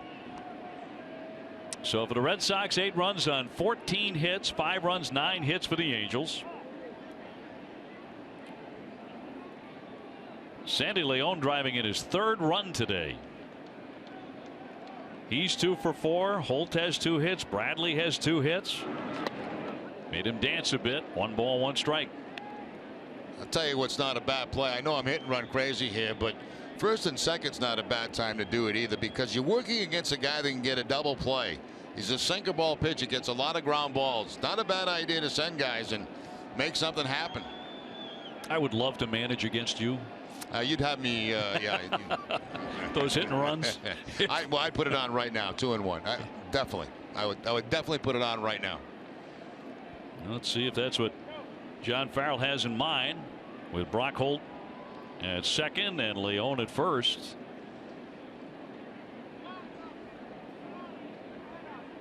Hernandez now hitting .295. Nobody going. He wails and misses on a changeup. And I would have had a swing and miss and a strikeout and a man thrown out at third base if I was managing. That's why I'm up here. For more reasons than that. 2 balls and 2 strikes. Just the thought I throw out there. That's all. You know, it's a possibility.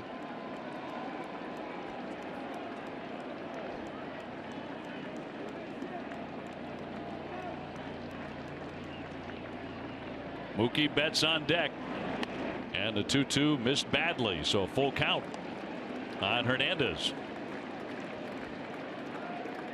Now the question is, do you send the runners on the 3-2 count with nobody out? What do you think? I think they got to go. A good speed there at second base. Here's the 3-2.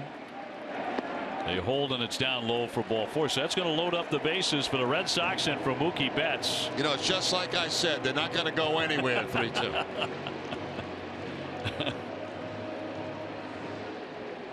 So no place to put Mookie, who can bust it open. On the day, he is 1 for 4 with a single. Hitting .295 with 17 home runs. Number 17 yesterday got lost in a shuffle of a 21-2 defeat. Red Sox swinging the bats a whole lot better with 14 hits today. The infield is in now for the Angels.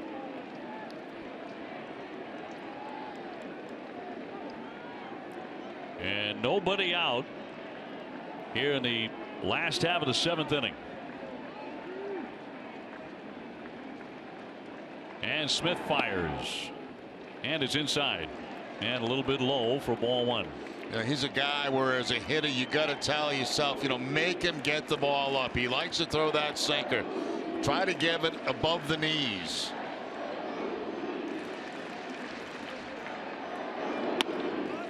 Drilled in there for a strike. It's the first time I've heard that chant this season. Let's go Mookie around the ballpark. 55 RBIs from the leadoff spot.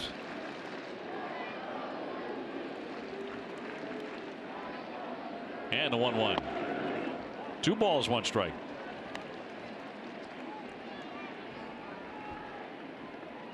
Baltimore, Seattle, they're scoreless in the 3rd inning. We told you Toronto beat up on the Cleveland Indians 17-1 today. 2-1. Way inside for ball 3. Now Mookie has to set his sights on middle in, something that can drive and drive hard.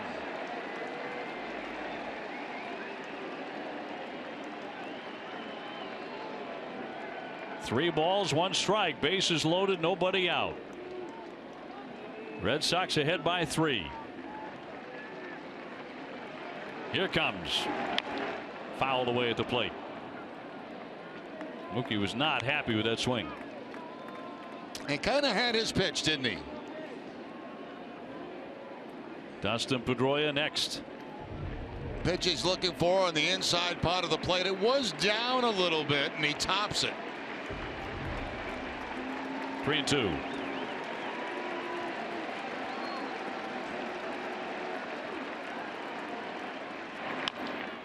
Another bounding ball, but foul.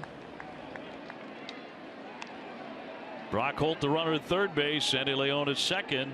Marco Hernandez on at first.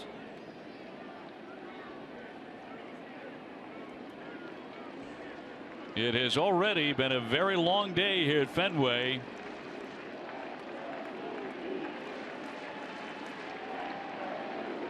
It's been a long weekend. Here's the 3-2. Tried to hold up, but a swing and a miss. That one really tied him up for strike 3.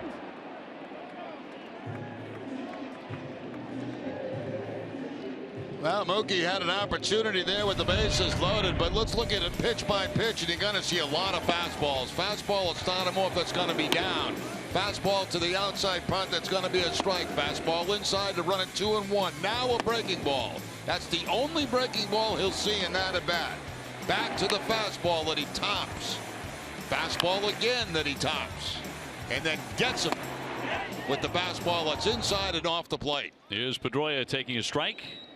1 for 4 on the afternoon with a base hit back in the third inning, which extended his hitting streak to 8 in a row. 1 man out. The Angels trying to stay in the game here. Rocketed into left field for a base hit. Holt scores. Leon around. He will score. Play at second. The dive. The tag. He is out. And Hernandez safely into third base, but 2 runs scored to make it 10-5. That's big right there for the Red Sox. That just changes momentum in the ball game for Boston, because everything had been on the Angels side since the 5th inning. But Pedroia gets that first fastball inside and pulls it right down that left field line. You see the cutoff right there. They get dusted at second base, but you'll take that exchange. Get 2 outs for 2 RBIs any day. Base hit, it goes 7-6-4. Hernandez to third base with 2 away. And now Bogaerts cuts right through it. He has a double today. 1 for 3. And his 15 hits now for the Red Sox.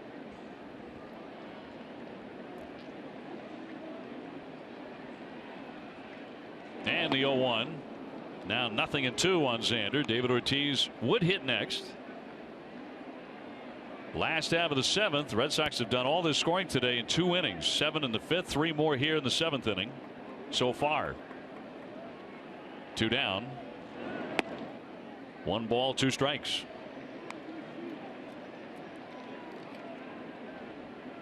Bogaerts with an average of .334, 9 homers, 51 runs batted, and he's now 3rd in the batting race. He trails his teammate David Ortiz.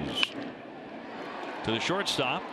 Simmons gobbles it and gets him, but the Red Sox have another big inning, another crooked number. They get 3. It's now 10-5 Boston.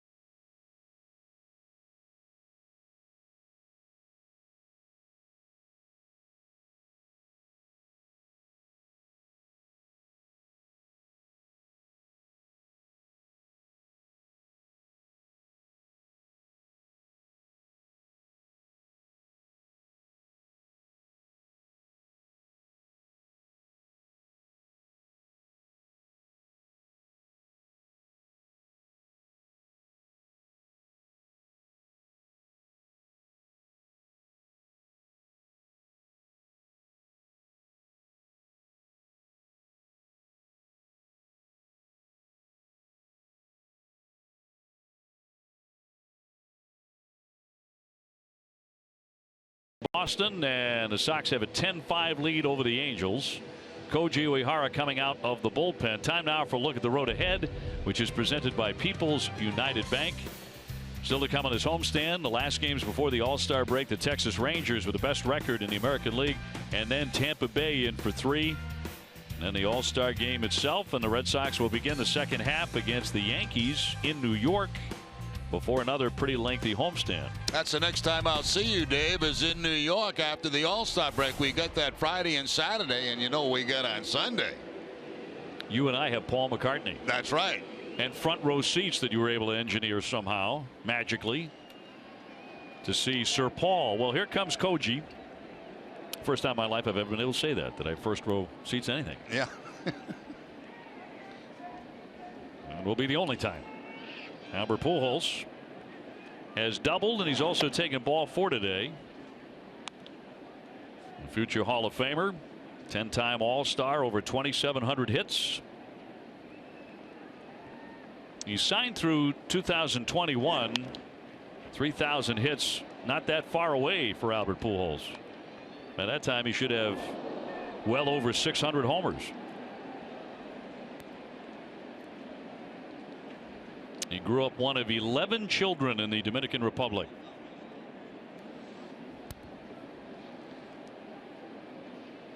The 1-1 coming.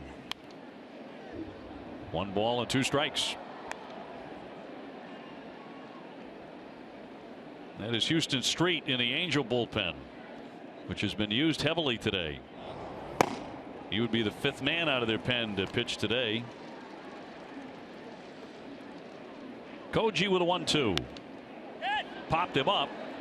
Leon looking for room back toward the netting, and he's there to make the catch. 1 gone. Lexus is making a pledge to strikeout hunger for every strikeout by a Red Sox pitcher this season. Lexus donates $50 to the Greater Boston Food Bank. You know what Koji's been doing recently? He's been going to more fastballs and then using the splitter later on in the count, and it's been effective for him. You know, we saw him on the other game Friday night, I believe it was, just throw a lot of fastballs in that game, and not too many splitters at all. That was a very good splitter to Pujols to pop him up. They'll send up Crone, who's gone 0 for 3. I mean, deathly quiet compared to what he did here last night with 6 hits. That's because you can't sleep when you get 6 hits. Pop foul out of play, and the count 0-2. You have a night like that, you feel like every time you get to the plate, you're going to get yourself a hit. And when you get back to the hotel, it's like it's going through your mind. You know, every hit goes through your mind. You can't sleep. So the feeling is what? I can't believe I just did that? Exactly. And the best sleep you get is like on a 1 for 4 night, because it's kind of like you maintained your average. Nothing special, nothing bad. You know, you get a good night's sleep there. When you're 3 for 3, 4 for 4, tough to sleep because you're all excited. And then when you're 0 for 4, 0 for 5, you can't sleep because you're ticked off. So sleep is, you know, like a 1 for 4. If that makes any sense. It does. You know, Pete Rose used to say, you know, if I got 3 hits, I wanted 4 hits. But if I went 3 for 4, I felt like I had a bad day. Yeah. Which is kind of nuts. Line shot to right. Betts is there, though, on the move with the one-handed grab, and there are 2 down here in the 8th inning. At the Cancer Center, Beth Israel Deaconess Medical Center. Doctors and scientists are working together on therapies of the future today, from developing new treatments to delivering leading compassionate care. Learn more at bidmc.org/cancer center. And with 2 away, Marte will step in.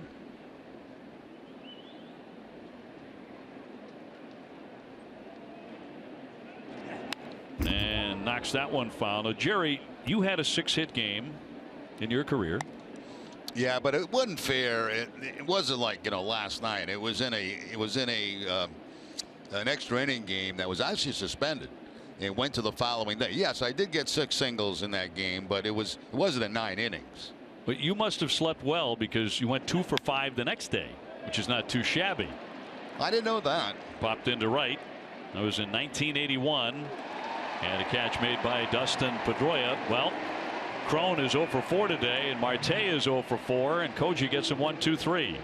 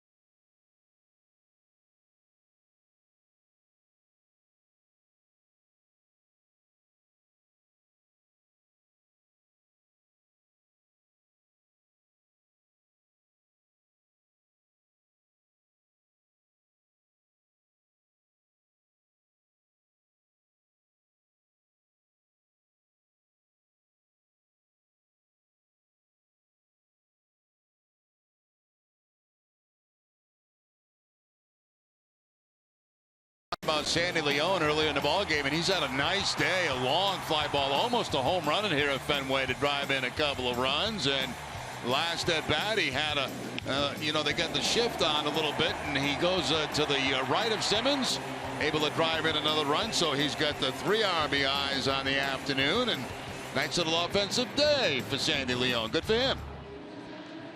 A career high 3 RBIs on the afternoon. Red Sox leading at 10-5 as we go to the last half of the 8th inning. They bring on Houston Street. He's been a pretty darn good closer throughout his career. In fact, he had 40 saves last year with the Angels. He's also closed for San Diego, for Colorado, for Oakland. He has been around a while out of the University of Texas.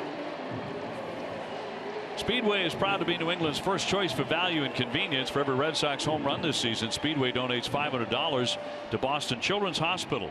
All summer long, you can get any size fountain or frozen drink for just 69 cents. David Ortiz will lead things off here in the bottom half of the 8th. The Red Sox up by 5. He is 1 for 2 with a double and 2 walks. Immediately after the first pitch, but he knocks a foul for strike 1. Hanley Ramirez next, then Jackie Bradley. Hanley has 2 hits, so does Jackie Bradley. So does Brock Holt, so does Sandy Leon. And Dustin Pedroia as well. Here's the 0-1. 0-2 now. That's unusual to see David swing at 2 pitches that are on the outside part of the plate or off the plate to go down, no balls and 2 strikes.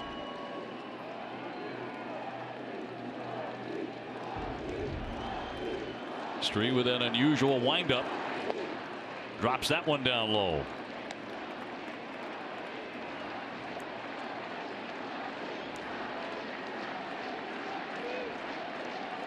.522 home runs for David Ortiz. He has passed Ted Williams on the all-time list.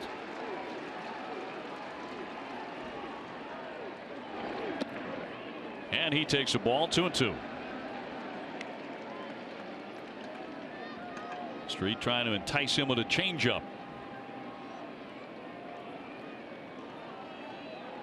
Right now, Sean O'Sullivan is in line for the victory for the Red Sox. 2-2 pitch. All fill up now after the count had been 0-2. Red Sox 9th game with 10 or more runs, but the first without hitting a home run to this point. High pop up into center. Trout charging in, still coming. 1 man gone in the Red Sox 8th. Have you heard of Nesson's new automotive website? Give it a visit, NessonFuel.com. You can get caught up on the continuing saga of the failed Grand Prix of Boston event and much more. So a man out for Hanley. Hanley Ramirez 2 for 4 with a key double in the 5th inning to drive in a pair of runs.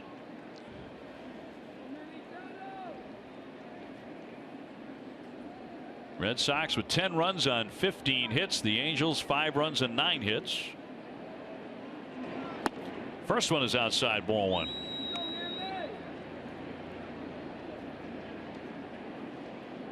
Six players with more than 1 hit today for the Red Sox. I think the oddity there is Mookie Betts and Xander Bogaerts are not on that list.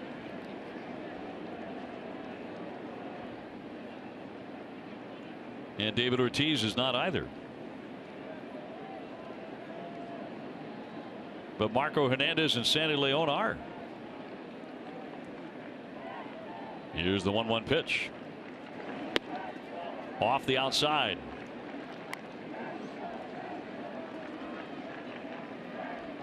So to count 2 balls, 1 strike.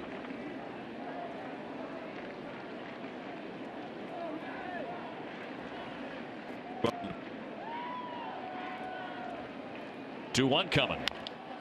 Bounding ball, but foul off third base. Tommy Lane throwing in the bullpen for the Red Sox. And due up in the 9th inning will be Petit Bandy and Simmons. That's the bottom third of the order for the Angels. By tacking on those runs, the Red Sox have the advantage of not having to get Kimbrel up, at least not yet, and they hope not to. Houston Street with a 2-2. That one roped to left field. He's got himself another hit. That one stung hard onto the warning track after the bounce off the fence. He heads into second base, and he's got another extra base hit. His third hit of the day. Well, Hanley, offensively doing everything right today, using the opposite field in the fifth inning to drive in 2 runs. Now he gets the slider, it looks like, and he's able to hook this ball. Gets it on the barrel of the bat, takes it down to left field, and Hanley, who's running the bases very well this season, able to get to second base in scoring position. So a nice 3-hit afternoon for Ramirez. And all 3 of his hits have come with 2 strikes. The second double today, 16 for the season. Marin in scoring position with 1 away for Jackie Bradley, one of those Red Sox who has more than 1 hit today. He's 2 for 4. Takes up an away ball 1.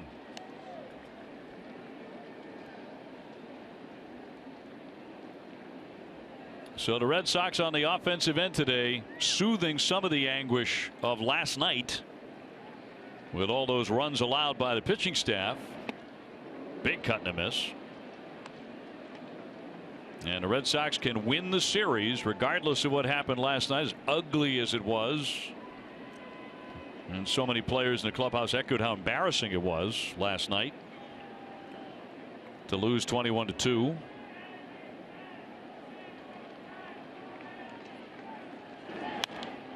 Pop back foul out of play. 1 ball and 2 strikes on Bradley. Now you're involved in one of those games, and it's like, is this thing ever going to end so we can get on with life? I mean, it's just awful. You're standing out there and runs are being scored all over the place. You can't do anything offensively, and it's like, please end this thing so we can get in the clubhouse, take a shower, get something to eat, get out of here, go to bed, and come back tomorrow and play. And the Red Sox came back today and played pretty good. Certainly have to this point in the game with the lead, and it's fouled away by Bradley. Hanley Ramirez at second. 16 Boston hits here this afternoon. And a 7-run 5th inning.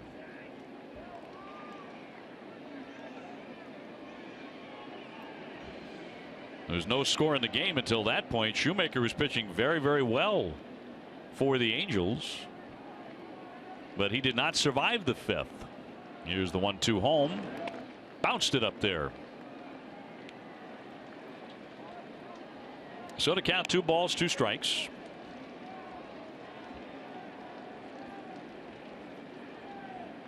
Brock Holt is next. He's been on base 3 times. For a guy who is still shaking off the symptoms of a concussion, Brock Holt has done darn well in the 2 games he's appeared in. He had 2 doubles the other night, 2 singles and a walk today. Swing and a miss, and Jackie Bradley is out on strikes, and they're 2 away.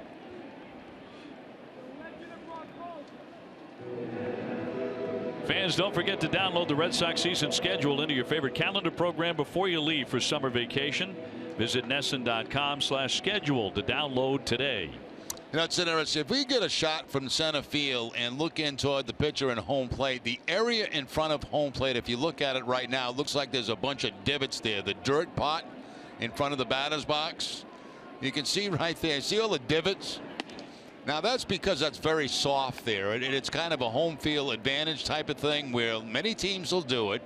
The reason they do that is to slow ground balls down. If a ground ball is hit into that, it immediately, it's like hitting mud, and it slows it down. And they do that to help increase the range of their infielders.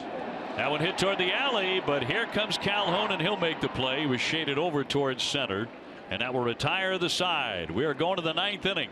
The Red Sox have a 10-5 lead on the Angels.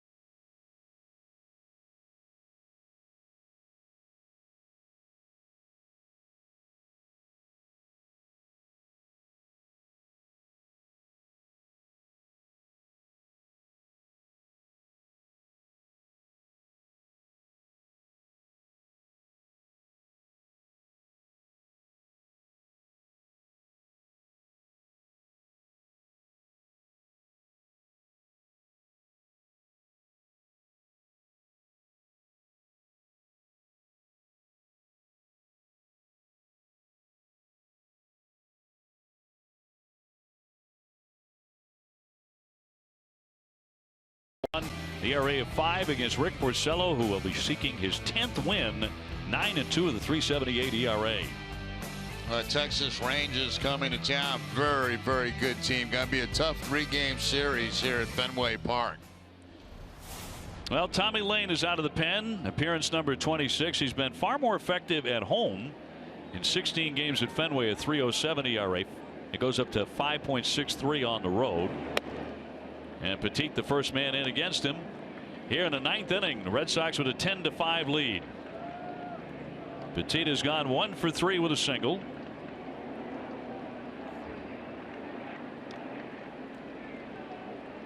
And a 1-0 pitch. Cut on and missed.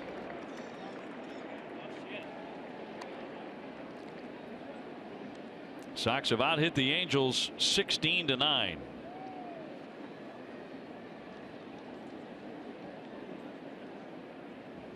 Bandy, the catcher, scheduled to hit next, and then Andrelton Simmons at 7, 8, 9 for the Angels.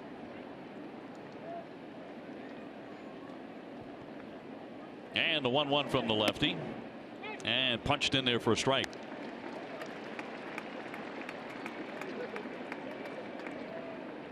Red Sox with a turnaround today. It's something Dustin Pedroia talked about after last night and the debacle here at Fenway.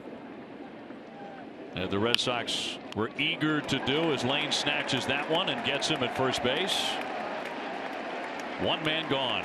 That's the thing about this game. I mean, you can look horrible on one game and then just turn it around the next, depending on your pitcher. And today, you've got to really give credit to O'Sullivan for the job he did. I mean, you know, he's sitting there watching what's going on last night, and he knows it's his responsibility today to come out and give a quality start to the Red Sox. Well, he did exactly that. I mean, he shut him down from the beginning and gave the Red Sox a chance to get a lead in this game.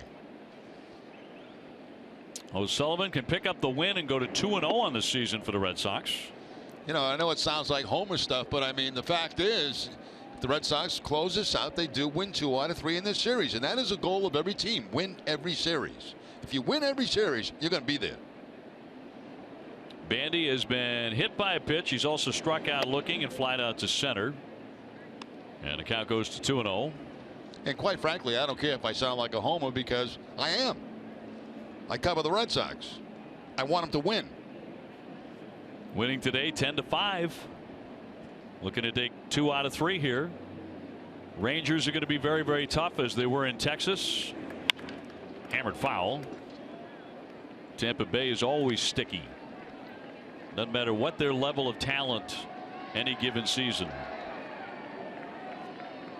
Red Sox at the moment 4 games behind. Seattle has taken a lead on Baltimore 4-3 out on the West Coast, still early in that game.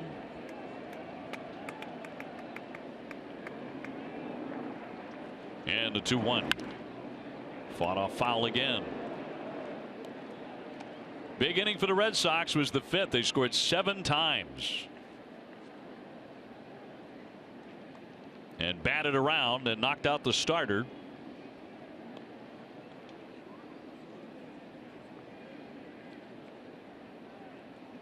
Lane, the 4th relief pitcher used by John Farrell today,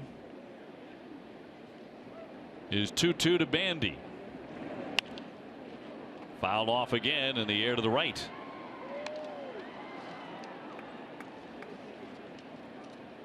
One man out, base is empty. David Price will go on Tuesday against the Texas team that knocked him around the last time, as he had a terribly short outing. He's talked about how his performance this season has been unacceptable. He's 8-5, a .474 earned run average. So will his turnaround begin on Tuesday night here at Fenway Park against a really good lineup? And the 2-2 now from Lane. Inside and moves him back a bit. He's already been hit by a pitch today. Well, Sullivan caught him on the elbow in the 3rd inning, but it looked to us like he didn't make much of an effort to get out of the way.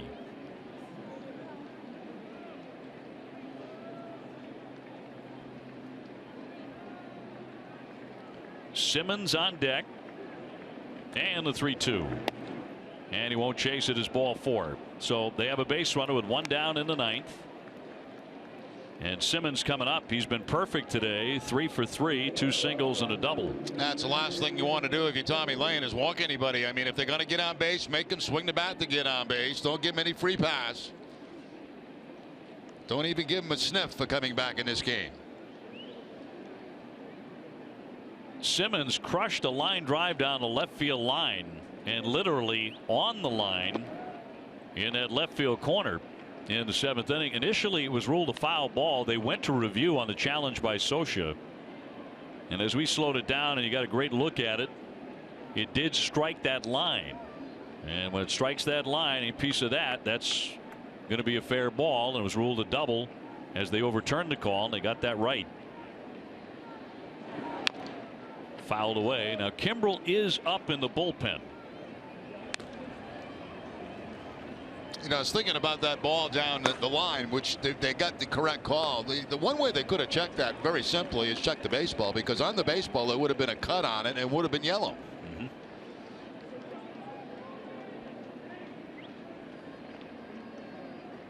I guess that's within the rules. I mean, you have the review, which should pin it down, but doesn't always, as we've found out in this series. I used to do that all the time on hit batters. If a guy got hit, you know, in the foot or something like that, they say, you tell the umpire, check the ball, there's shoe polish on it. Yeah. You know. Yeah.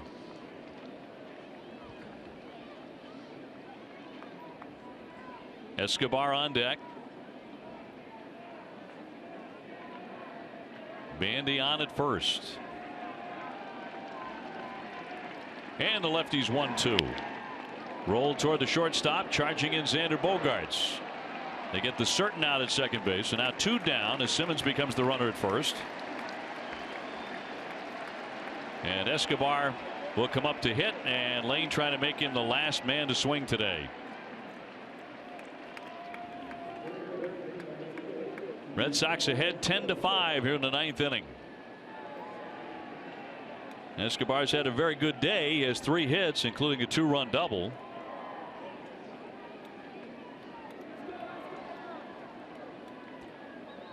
Now, if the Red Sox win this ball game, Sean O'Sullivan gets the victory. Would be the first by a Red Sox starter not named Price, Porcello, or Wright since May 31st. Eduardo Rodriguez got the win outside of those 3. Porcello going tomorrow. He's 9-2.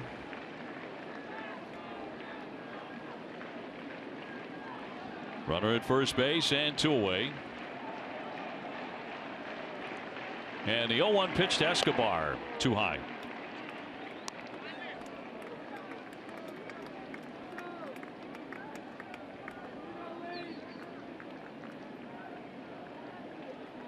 A victory today would give the Red Sox 44 wins, right at the midway point. So really the second half begins tomorrow. The runner goes and it's knocked foul to the backstop.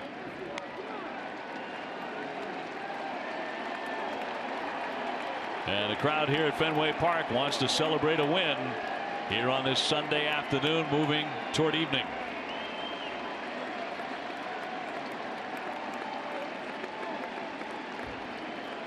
Beautiful day on this 4th of July weekend.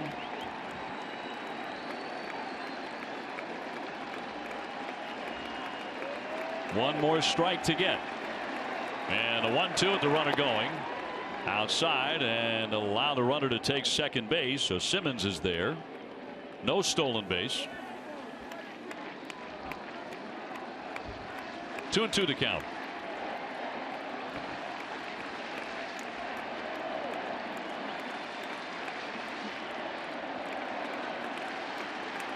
Escobar, a .316 hitter. Here's the pitch. And he has another base hit into right field. Simmons will be held at third base. And that's a 4-hit game for Escobar, with Cole Calhoun coming up. Yeah, Escobar, who was hurt for a while, you know, came into the game today with a 7-game hitting streak. He's really added to that with 4 hits.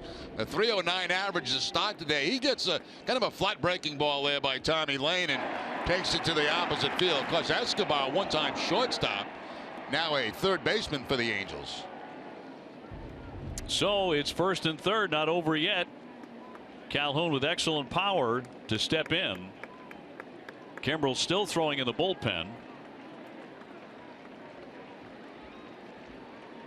And 2 down here in the 9th inning. Calhoun had an RBI double in the 6th inning. He's 1 for 4. Bogaerts is by himself on the left side of the diamond. And that is inside and high for ball 1. Sox ahead 10-5, trying to put an end to this.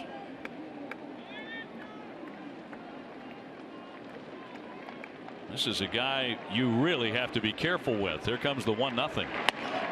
Inside at the elbow to make it 2-0. Now, you don't want to get to Trout and Pujols. You know, I mean, this is the guy you've got to get right here. You get to Trout and Pujols, you're going to have to see Kimbrel in the game.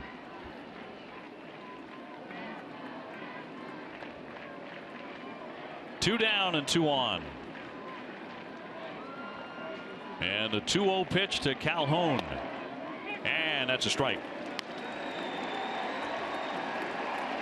Calhoun has only faced Lane twice. He's 0 for 2 against him.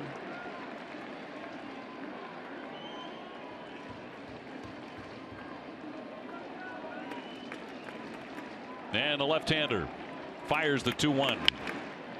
Little pop-up towards center coming on Jackie Bradley. He makes the play, and the ball game is over, and the Red Sox win it by a final of 10-5. And they bounce back from that horrific loss and get a win here today. A satisfying win with a lot of hits. 16 hits, TC, as the Sox win this one on a Sunday.